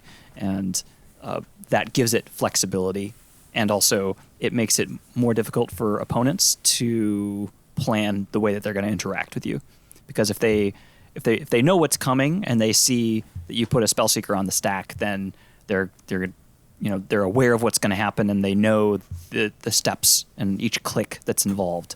Whereas if you start midway through the combo, they might not be able to intuit it in time to be able to interact and play it's also in a worth way that's noting profitable. that in several combo variations, like if you draw, let's say you draw like Reanimate, if you have like 1 extra mana, then you can play Spellseeker and then tutor a counter spell and then continue your combo there. So you actually, like, your combo with, when you have like an advantageous position, you know, you have more than just the bare minimum requirements. You only have to expose a creature spell to getting countered, and then you can actually build in protection into your combo line. Right. And also, Spellseeker getting countered is not like a solution to the combo because you can just reanimate it. You're playing like 3 or 4 reanimates in the deck. I mean, I'm willing to concede that that I'm wrong, but I just, to me, it just like I don't see the reason to play this over like, I don't know, consultation Kess. Like 4-mana 1-card win con is the reason. It's the reason, yeah. I mean, certainly you could get into more nuanced arguments. Like Kess kind of has, in her own way, a 5-mana 1-card win con, depending on how you build the deck in Adnaz. So perhaps, like requiring Spellseeker is not necessarily like all that important, or having that 1-card win con is not that important. I think you can kind of probably argue back and forth. And not really come to a satisfactory conclusion on that point, because I do think that like Inala's card quality is high enough, and just having an extra 1-card win condition that is slightly more efficient, is enough reason to play the deck, or to like consider the deck, over one of the other options in Grixis. It kind of puts it, at least, if not at the exact same level, at least at like a very, very close level, such that like, you could make the case that it boils down to personal preference. So yeah, I really don't know how productive it is to really like argue about which one is better. And it's saying better. And those are my opinions. And the other thing is too, I have 3 of the most like well-spoken and probably some of the smartest people in cEDH telling me I'm wrong. So I'm willing to admit when I'm wrong. I don't, it doesn't sit well with me, the deck. I get what all of you are saying. It just, I just like, I think this means that we need to add it to one of our gameplay shows. I mean, we did, and it, and I beat it. Yeah, I blame Pongo. Oh, okay. Oops. But I mean, I and not to go too far off, we do need to kind of move on to some extent, but we're moving to Jund, right? Well, yes, to Jund. But one final thing to defend myself, right, is, in my defense, I also think you shouldn't be playing Chains and Gitrog also. But that's me. What? That's absurd. Oh boy. We don't have time to go into that. We need to have another discussion. It's a stacks piece and a combo piece. What? Let's just say that also beats Linvala and Curse Totem. That makes no sense. Like, comment, and subscribe if you disagree with Callahan, and don't forget to leave a comment letting us know how you disagree with him. A link to our Patreon. Yeah, subscribe to the Patreon. I am totally willing to. I'm not saying I'm right. I'm saying this is how I feel. I'm saying you're not right. I'm sorry. I am saying you're wrong. I mean, I come back to, if I need a flow chart to understand how this works, like, I don't want to be playing that. It's already hard enough to play Gitrog, right? I don't need to add in, like, I do. I feel like I have to do my thesis. Way about Flash Hulk? Like, there were like charts made of like, oh, I drew my piece. What do I get? What's the backup? But that's there's a so curse much totem. more intuitive. It's so much more intuitive to figure out what to do with Flash Hulk pieces than it is to do with, because even Shuffle Hulk maybe probably was the worst at it, but it's figuring out how to get around that is so much easier than trying to learn how to read Chains of Mephistopheles. Like, it's... All right. I do think we need to move on to Jund, but I did have a great idea for a new piece of content. Which can be, cEDH Hot Take Battle Arena. Just stylize it as if it's like a boxing arena. Get the bell going. And all of that. Callahan's takes and why he's Callahan wrong. comes in with a take, and then we just start beating him. Hot take combo. Before we move on to Jund, I do have to say, I think Vile Smasher plus Malcolm has been overshadowed in Commander Legends, but having a 1-card combo with the Commander, like Malcolm combos with Glinthorn Buccaneer, having a 1-card combo that you can consult and Tainted Pact for is like something we've never seen before. Yeah. Right. Well, I mean, other than Najila. I guess, Najila. But I mean, the requirements, there's different requirements. There's different requirements, and but yes. Well, you know what? I'll give you this. Kess is worse than Inala, and here's why. Oh, I don't actually think that. Oh, no.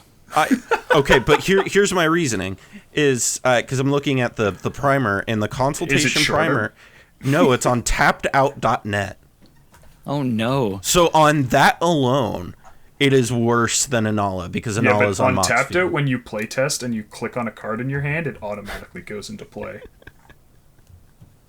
Yeah, but Right. you It can't avoids do the stack anything entirely, else. so it's more difficult for it to be disrupted. No, it's just way more convenient for playtesting. You don't have to drag everything around all the time.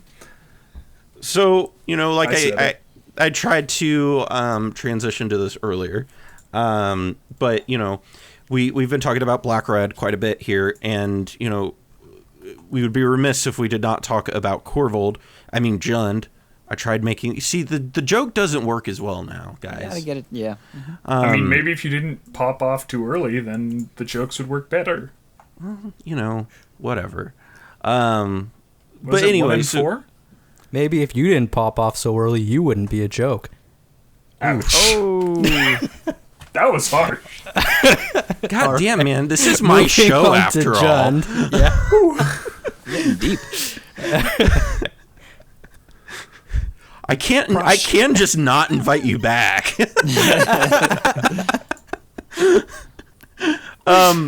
But when we talk about Jund, everybody really wants to talk about Corvold.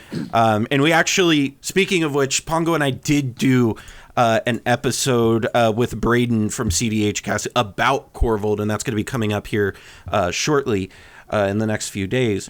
So when we talk about Corvold and we talk about, because really ultimately Cobblepot, right, is when we're talking about Jund, the discussion ends up boiling down to Corvold, right? For the most part, yeah. Corvold is I think the first commander that people are going to be looking at when they're in Jund. I mean, historically you had Prosh, so that was kind of your go-to food chain commander for a really long time, but those days have kind of long passed. And so nowadays, in the contemporary scene, you're going to see Corvold either in a food chain capacity or in a kind of an all-in Turbo Nas kind of a framework. So I really think you're selling Zira Arian short. I mean, I only got to see it that one time, and it didn't win. So if 0 out of 10. Okay, fair enough. Oh wow. Anyways, so going color by color. So green gives you access to your turn 1 dorks, which means that you're gonna, as we've said before, going to have more reliable mulligans because you're going to have more early hands that you'll be able to keep without having to mulligan aggressively to have things to do on your turn 1s. You're also going to have good tutors to get creatures. In Jund, the main creature you're going to be looking for is going to be Dockside. The R, as we've talked about, the red color of the pie has just gotten really, really explosive in the past 12 months. And it's really notable here. It's your access to Dockside Extortionist, your access to Jessica's Will. Those things are going to be doing a huge amount of work in especially the really aggressive kind of turbo builds that you're going to be seeing in Jund. And dovetail into that, you've got the your black tutors as well, which means that you're going to be able to, as we've said before, under black, be able to kind of have bottom up builds around finding a very specific combo, assembling it quickly. Now we don't have blue here, so we can't protect it on the stack the way that we could otherwise.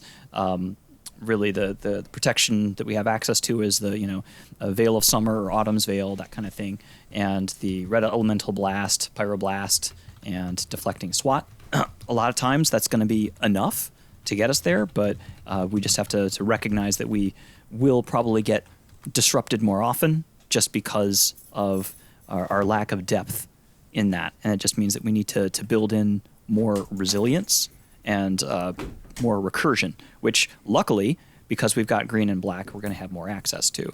So recursion can, in some cases, take the shape of reanimation, and we can build lines around reanimation.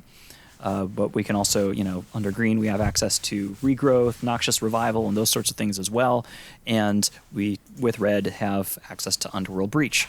So we can mitigate and even kind of accentuate the fact that we can be aggressive, allow ourselves to or be able to accept the fact that we may get disrupted and be able to keep on going because of the fact that recursion is supported by all three colors that we have available to us. So because we have red and black as well, we've got kind of all of the mainline aggressive kind of combo pieces that you see kind of in the metagame. You got your Adnaz, you got Peer into the Abyss, you got access to Necropotence, you got access to Underworld Breach. All of those support the turbo lines. And Food Chain, especially under Korvold, is another very efficient and reliable way to win, coupled with our commander in the command zone. A lot of people are also playing around. I don't have a lot of experience with this, so somebody else can pick up the torch there. But Conspicuous Snoop and Kiki Jiki, those sorts of combos, they have more moving pieces, but they can. My understanding is that they can they can be pretty mana efficient in being able to get things get their win con moving while only really needing one card to get it started. So if it's the Goblin Recruiter or whatever one card combo it is that grabs all of your goblins and puts them on the stack, you're off and running. Did somebody want to speak more to Kiki Jiki and Conspicuous Snoop? I think that Snoop, I think that what we'll see eventually is that it really only sees play. I mean, like with black, you can often just tutor for better win conditions. Right, I would think that. So like the fact that you have like a one card creature tutorable win con is great if you're in like Gruul or Teamer or something like that. But I think that like it is a lot of pieces. The requirements aren't like particularly low, especially because you need a lot of red mana. Now, admittedly, red mana is getting easy to generate. Better.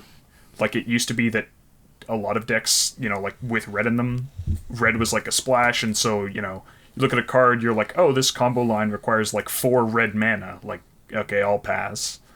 Now that's less of an issue, but it is, and like it also suffers from drawing pieces very heavily.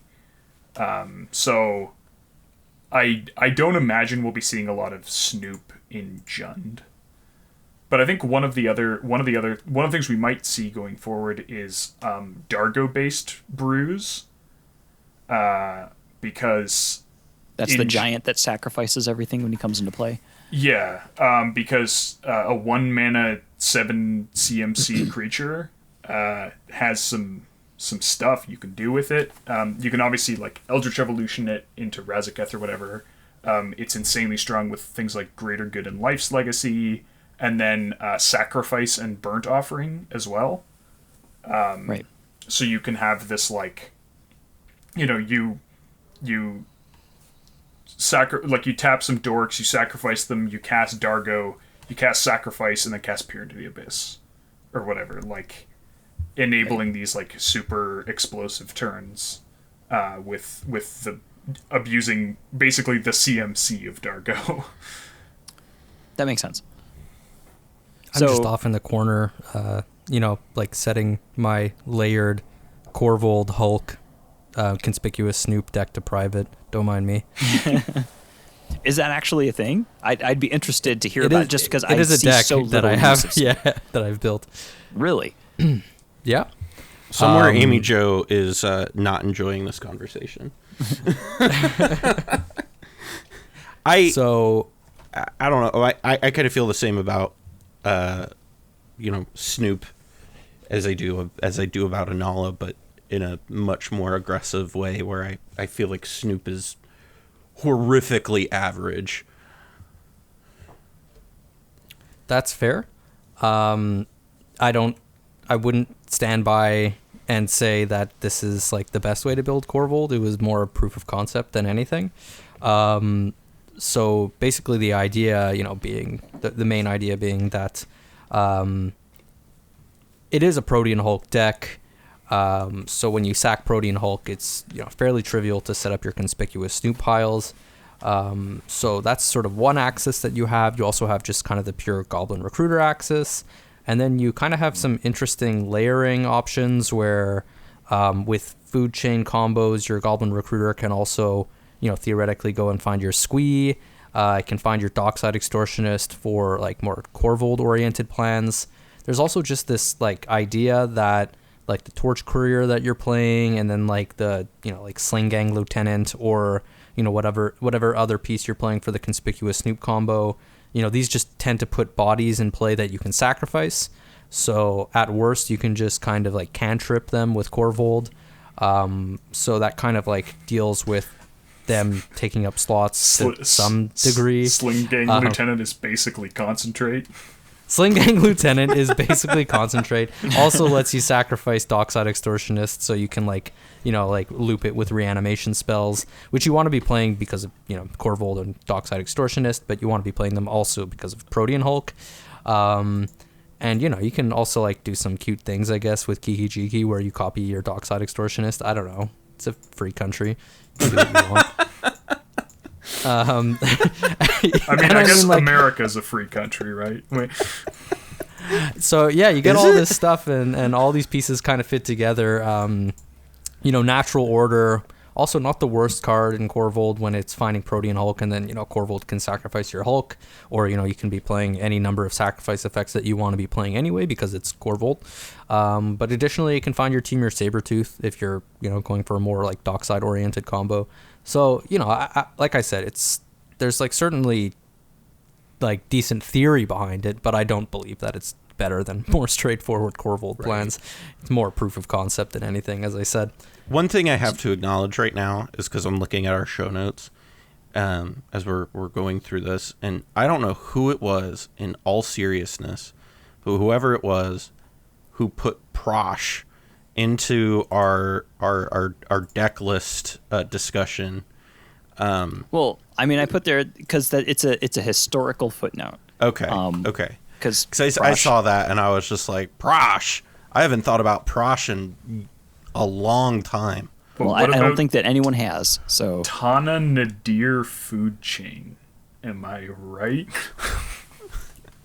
I don't know. Are you? Why not? I've not heard Tell of us it. about it. No, Yes, it's not good. Like so the advantage is that you get 2 commanders instead of 1, like over Prosh, and the disadvantage is that you don't have a way to sacrifice your tokens, which makes winning actually surprisingly more difficult in Jund. Like you can't use Blood Artist, you can't use Mayhem Devil, but it was just like an interesting comparison because Nadir serves the same function as Prosh in that he makes infinite mana with Food Chain alone and like not using a Cast from Exile creature, which is a little bit like which is how Prosh works. And so it was like an interesting, we got a second one of those. Like we've got 3 Cast from Exile creatures, and then we finally got like a second Prosh. But I was joking. I don't think it's very good in Jund because Tana's not actually good, and it is actually a lot harder to win than with Prosh because you have like many of the outlets that work with Prosh don't work with Nadir. So And sorry, Cobble, what were you going to say? I was just going to pose a question about tempo in terms of the types of things that Jund is going to want to be doing. In kind of my just kind of overview, I was saying that it really lends itself to being very, very aggressive and having the tools to recover from getting disrupted in the face of being aggressive. Are there lists, or have people tried brewing anything in Jund that isn't a aggressive, either all in on Food Chain or all in on Turbo Nas? is there a cause in the Jund color pie to do something that's more of a grindy game plan? There's been some sort of like more like slower reanimate stuff. Like you have pretty efficient Razaketh combos, and then historically Necrotic Ooze has had some play there. So who is it Gyrus, Waker of Corpses? I remember when he came out, people tried some stuff, but I don't think, I think that like, I mean, at the time, Flash Hulk was all the rage, and so, you know, Reanimator was like, when every other deck was either like on Flash Hulk and therefore taking advantage of the graveyard better than you, or on like Grafdigger's Cage and Rest in Peace and like that, all that stuff, it was not particularly effective. And it wasn't a supporting environment. Still isn't, because things are now just so much faster. But there has been some experimentation. I think it's very interesting because, you know, you were talking about the pace of, you know, Jund, and to me Jund feels like it's, you know, going as fast as it, like, it feels like Sonic the Hedgehog to me, because it feels like it's trying to go as fast as possible all the time, and every turn it's actively trying to win the game, and perhaps that's maybe me having a lot of experience playing against these like Turbo Nas Corvold lists that attempt to threaten a win like every turn that they're, you know, playing past like or before like turn 5, and if you can kind of hold them off until then, they kind of run out of gas and then just sit there. But it really just feels like of all the colors, which is hilarious because we were just talking about how fast Grixis with Roger is, but I really feel like Jund is just real fast, and that's really kind of, and the reason I feel like it's fast overall is, you know, you've got the green creatures, so you can leverage both your creatures, artifacts, and red rituals and black rituals, and so you kind of get this like perfect storm almost of like acceleration, and maybe I'm wrong, but that's kind of my like take. I guess people also did Windgrace things, I think, a bit. They weren't like good, but they existed. Right. None of you had the pleasure of getting to play against Prosh Storm, eh? You know, way back, like maybe 3-4 years ago. Oh yeah, I did not. Long ago. Probably more. What do you mean, Prosh Storm? So this is. Oh, is this like Fecundity? Well, I mean, obviously, yes, it played Fecundity. At least the person I knew in my local playgroup who played this deck played Fecundity. But no, actually, a big card that was actually played in this deck was the Great Aurora.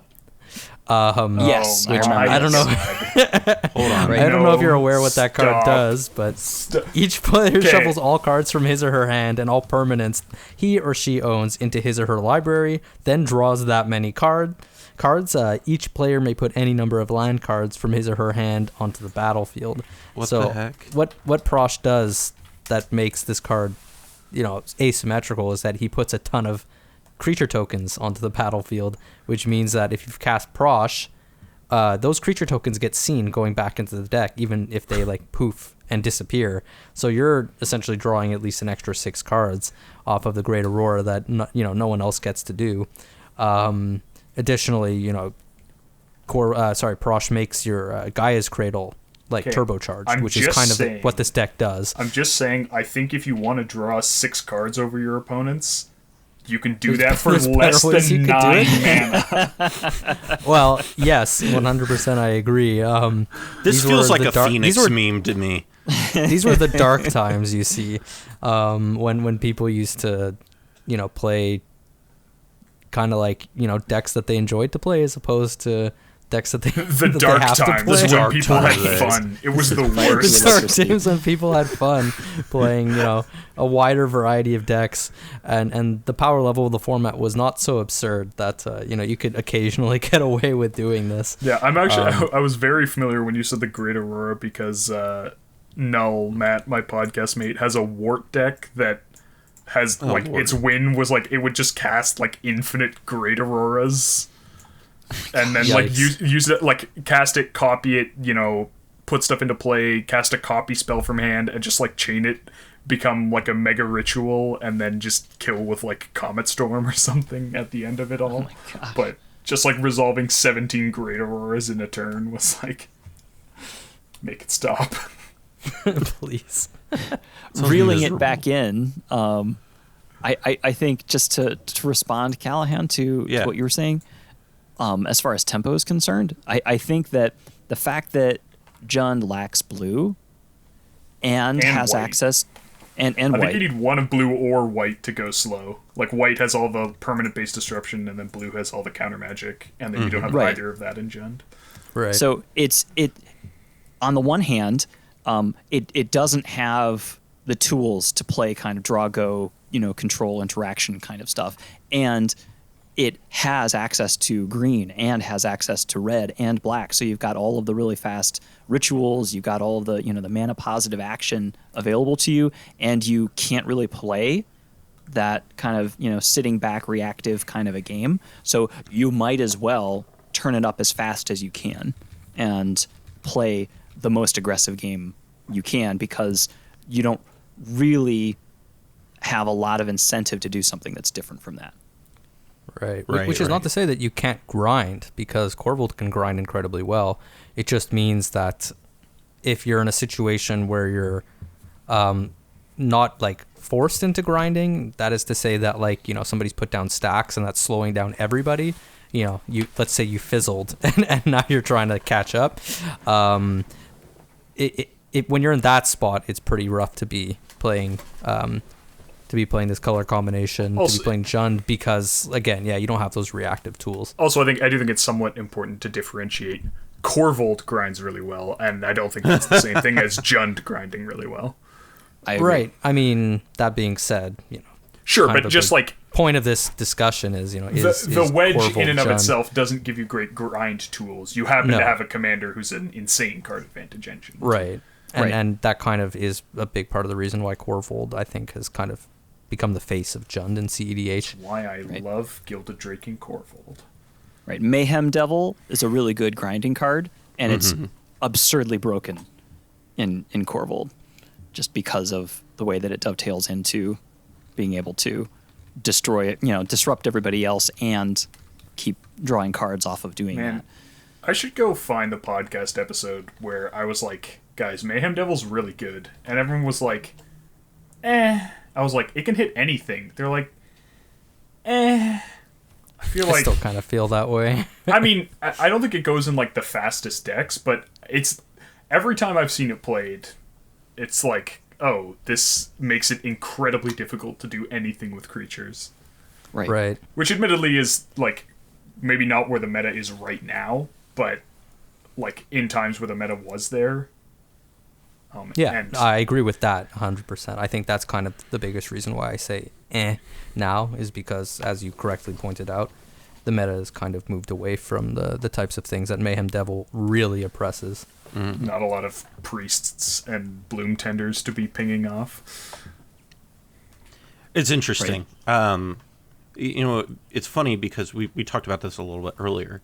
Kind of the juxtaposition of, we were talking about this with BANT, of, this color combination in other formats is really good. And Jund's obviously really good in cEDH. That's not what I'm saying. What I am saying, though, is Jund sans Corvold. So we'll say Corvold has been Gilded Draked away. It doesn't play a mid-range game very well. Whereas, very famously in Modern, Jund plays that game incredibly well. Which, comes back to maybe something we can talk more on in another video, but this kind of juxtaposition of these traditional kind of ideas that you have from, playing Magic competitively and Modern or Legacy or whatever, and then coming to cEDH, and it's like this whole different ball game. Because like you don't really think about Jund in a grind. Like if you were to compare like Jund in Modern to any cEDH deck, it would probably be like CST. Now, in fairness, like Jund has had its share of combo stuff in other formats. Like Jund has formed the basis of like Dredge was a Jund deck, right? Hogak was a Jund deck, so it's not without precedent, I would say. But yeah, like they're the sort of the green-black base, like the rock deck that's just right. Like, really efficient removal and like some solid mid-rangey creatures. The like super efficient card quality type decks don't really translate in the same way. Right. So, unless one thing, as we kind of, we talked about red-green here, moving on to our, kind of final, we talked about this a little bit at the beginning of this, like, blue-white-green, and, like, comparing it to Sultai. Why would you play that instead of the black? Now you come to NAYA, which I feel like has very, like, there's Atla, which Atla's not even on the database anymore. It might be going back on. It went a while without an update, but then it got an update. So gotcha. Yeah. So there's Atla. Marith Stacks is on there. So Spleen, what is it with NAYA that, if you're gonna go into NAYA, why do you want to, and what are some of the warning signs going into it? I mean, I think that I'm pretty confident in saying NAYA is the worst three-color combination, or is the three-color combination made up of the three worst colors? Maybe, people could argue about the internal consistency and synergy of some other color combination, but, like, white, I think, is pretty comfortably the worst card, and people will go back and forth on, I think, green versus red, but I think most people would agree that blue and black are the best colors, then it's green and red, and, some people might put them level, someone might say green's better than red, someone might say red's better than green, and then white's the worst. And so you're just not, like, it's a very unappealing start. And then, like, we've talked a lot about, what green, particularly green decks without blue, often share a lot of stuff. This creature focus, leveraging the creature tutors, permanent-based win cons, not super great interaction. The green-white decks tend to lend themselves towards stacks and hate bears. Luckily, Marath is, like, actually a card that lends itself very nicely to that. But, you are, like, stacks is also very difficult to play because you just don't, like, depending on what you come up against, you might need completely different pieces, right? Like, you go, okay, I'm going to put in, like, okay, I'm going to play Collector Roof because it's super accessible. And then you're like, yeah, you know what? I'm playing Stony Silence and I'm playing Null Rod. Like, we're really going in on the artifacts here. And you know what? I'm going to put a Meltdown in here just to, like, really hammer that home. And then you come up against, like, you come up against, like, Razakats. And it's like, oh, well, I'm not really interfering with you at all. So then you're like, okay, back to the drawing board. Okay, we're jamming in, like, we're playing Rest in Peace, we're playing Containment Priest, we're playing, like, we're trying to get Linvala into play, and then it's like, oh, I'm playing against, like, I'm playing against Zur. Okay, well, and so it's very difficult. Like, you have to know what it is you're playing against when you build your deck and when you play it. And you can't always know what you're going to be playing against when you build the deck. And then you're your game plan, like you don't have particularly good interaction. Even like obviously blue interaction is insanely strong, but even among other color combinations, your tools aren't like great. I would say like the black's interaction is not actually very good, but the green black interaction is quite good. And you don't have access to that. So like you don't have your Abrupt Decay and Assassin's Trophy type stuff. You have a couple of the red, like you have your blasts and you have silence. But you're not going to be stopping. You know, if someone casts Ad Nauseam, it's like, don't look at me, guys. So you have to be playing permanent base disruption, which is... You do have silence. You do have silence, yes. But I mean, silence isn't even that great a counter to Ad Naus. Like, you know, they're just like, okay, well, it's not ideal, but I'll Ad Naus myself down to 10, sculpt a 7 that's like 2 different ways to win and 3 counter spells, and then, you know, go for it next turn. Right.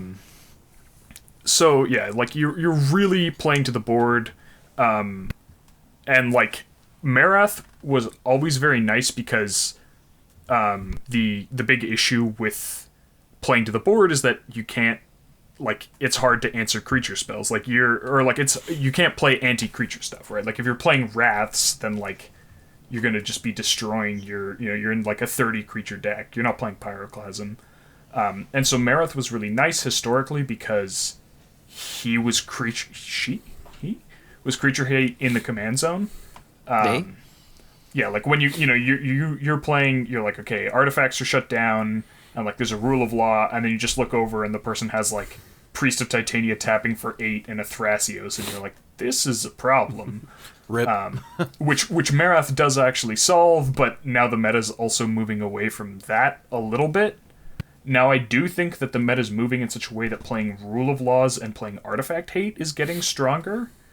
But I think that if you're not looking to specifically hate on creatures, which red is very good at, then I think that strategy is probably going to move into Abzan.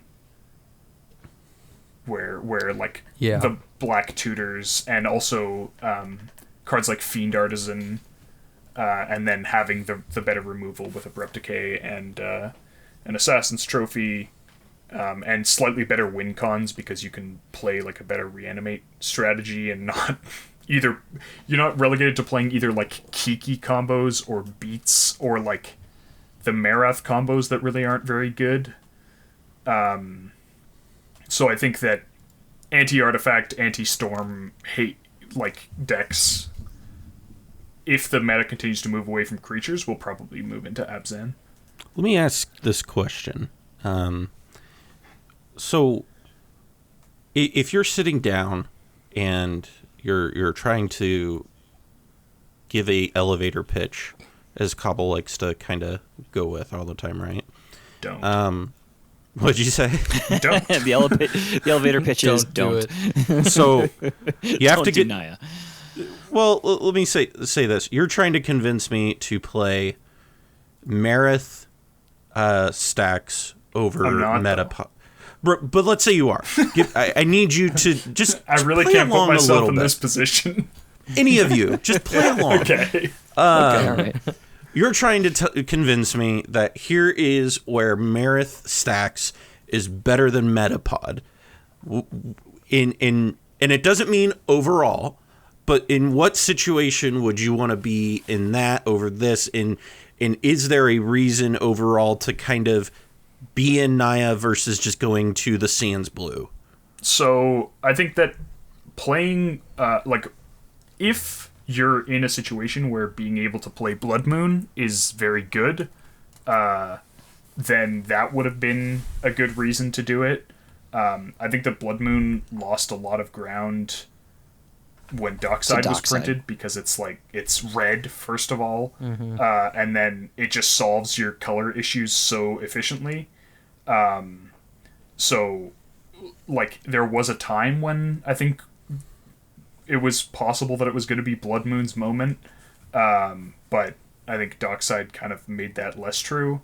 And then Marath, itself is like excellent for controlling opposing creature decks, which is a tool that I think like Metapod has somewhat struggled to deal with. Like your opponents put scary creatures on the board, like, and when I say scary, I don't mean they're like gonna, attack you and kill you. I mean like big mana engines or card advantage, and like barring your few pieces of removal, there wasn't actually a lot you could do about it. And I think Marath does like deal with that quite nicely. Yeah. Sorry to interrupt you there, Spleen, but if I could just jump in. I think you raised a very good point. And, to Callahan's, hypothetical, I could imagine, theoretically telling somebody to play Marath if they're like in a meta that's absolutely dominated by these like creature-based stack strategies. So if everybody else is playing like Timnatana stacks or, I don't know, Derevi or other stuff like that, then you could easily build a Marath deck that kind of goes over the top of those decks and is also able to like selectively remove their hate bears when it needs to, or, like make sure that they can't get too far ahead on board such that you win in the long game that you're all kind of playing toward. And then you can selectively keep answers for, people's like win attempts that, hopefully no one will actually even be able to pull off because of like the sort of combined pressure of stacks that inevitably ends up on the board in a pod like that. These are not pods that we really see anymore. Mm-hmm.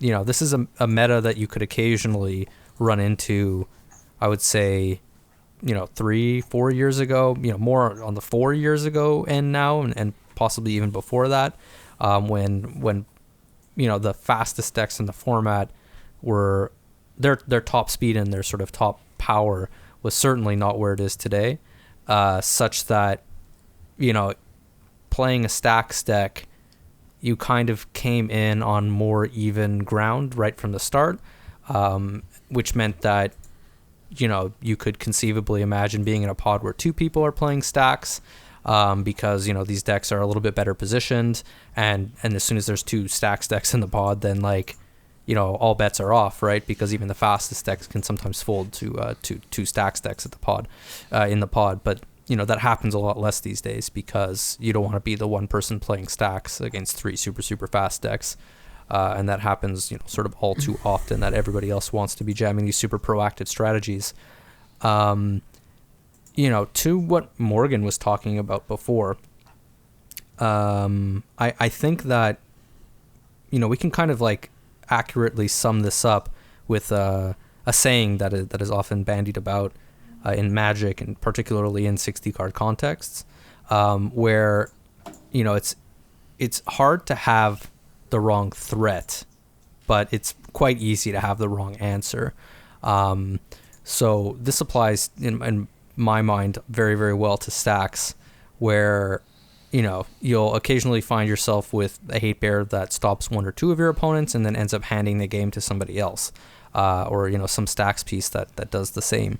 And this problem, as Morgan was talking about, is further compounded in NAYA because you don't have access to black tutors, such that you can't really easily find your silver bullets after you've mulliganed and presumably kept it at least one silver bullet that's going to attack one of your other opponents, so where you're less likely to find yourself in that position where, I need exactly, I don't know, Hushbringer and Collector Oof to attack this table.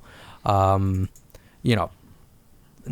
obviously with creature tutors can address that to some extent, but like it's not going to be nearly as consistently able to pull off that plan compared to a color combination that just has way more tutors and way more access to those silver bullets.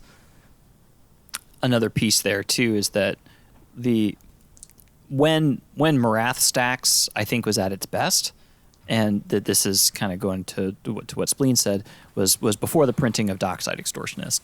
So Marath stacks wasn't just about hate bears; it was also largely invested in mana denial.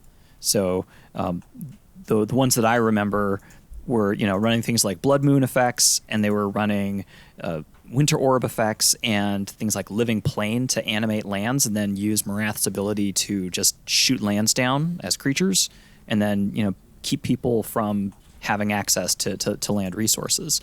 The printing of Dockside Extortionist has really made it such that the viability of really all of those pieces has completely tanked. So not only do you not see Blood Moon, but you also really don't see Winter Orb. You really don't see those types of strategies because they don't do enough anymore to be able to hold people off of the strategies.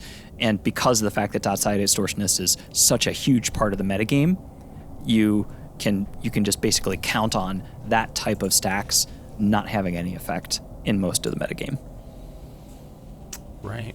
Well, and we have definitely discussed before how specific, how Dockside, I don't want to, kind of go over, retread ground that we've all kind of touched on, but, the Blood Moon stocks have certainly gone down as the strength of Dockside has gone up. And so, and they're all really valid points. As we kind of wrap things up, we've talked a lot tonight about, these shards. So overall, we've gone over every shard, we've gone over every wedge, and I'm gonna ask this question, of all of these, which combination, do you guys like, and give me like a brief reason why, which one is the one you'd want to be on if you had to be on a 3-color combination. And we'll start it off with Spleenface. Spleen, if you had to pick one of the wedges or shards, which one are you on and why? The shard / wedge in and of itself, I'd pick Sultai, but I'd probably go Grixis because the commander options are better. Okay. But if it was like some weird thing where I could play like whatever commander I wanted, or the commanders somehow didn't matter, then I would go Sultai for, like, I think it has the best card quality and tools. Okay. Cobble, where would you go? I would say Grixis. I think in order to play the game that I like to play, the hate strategies in particular, those are more 4-color and 5-color. So if constrained to 3 colors, Grixis is the place that I'm going to go. And for all of the reasons that we've illustrated kind of ad nauseum, and that was a its positioning in the metagame and the tools that it has access to, the fact that it's got the best speed. Right. So Pongo, where would you land? Well, if I was picking a shard to live on, it would certainly be BANT, because I feel like I would die like literally anywhere else. I would get murdered. Wait, but the cats can't talk on BANT. They talk on NAYA. I don't want talking cats. I just want the cats to be my friends. But yeah. So if I would actually have to play one of the shards / wedges, 100% what Cobble said. And he took the words right out of my mouth when he said that if I was looking at one of the other shards / wedges, I would probably need to add a color to feel really compelled to playing them. Whereas Grixis has it all, everything that it needs, at least just in those 3 colors. And then when you add on other colors, sure, you get other options. In theory, you can get some incremental type of improvement with the access to the additional cards, but your core is going to be Grixis, and that is going to be powerful enough on its own. Everything else is kind of just icing on the cake. Well, excellent. Well, it's been great talking to you guys over a combination of the past 4 hours over the last 2 weeks. A lot of really great insights, despite my awful takes. We love you. Listen, I've said this before, and I think I might, not to be redundant, but, you know, I don't claim to be this, like, genius, really well-skilled deck builder and know all this stuff about Magic, and I'm really great.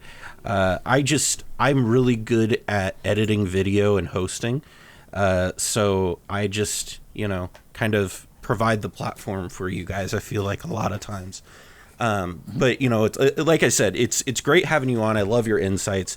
And, you know, I think it's safe to say, you know, I'm glad that you guys are some Sculptybois with me. I appreciate that. Flattery will get you everywhere. It really does. Say. I wish it was flattery, but, you know, that's just me being genuine. Well, we love you too. Oh, well, thanks.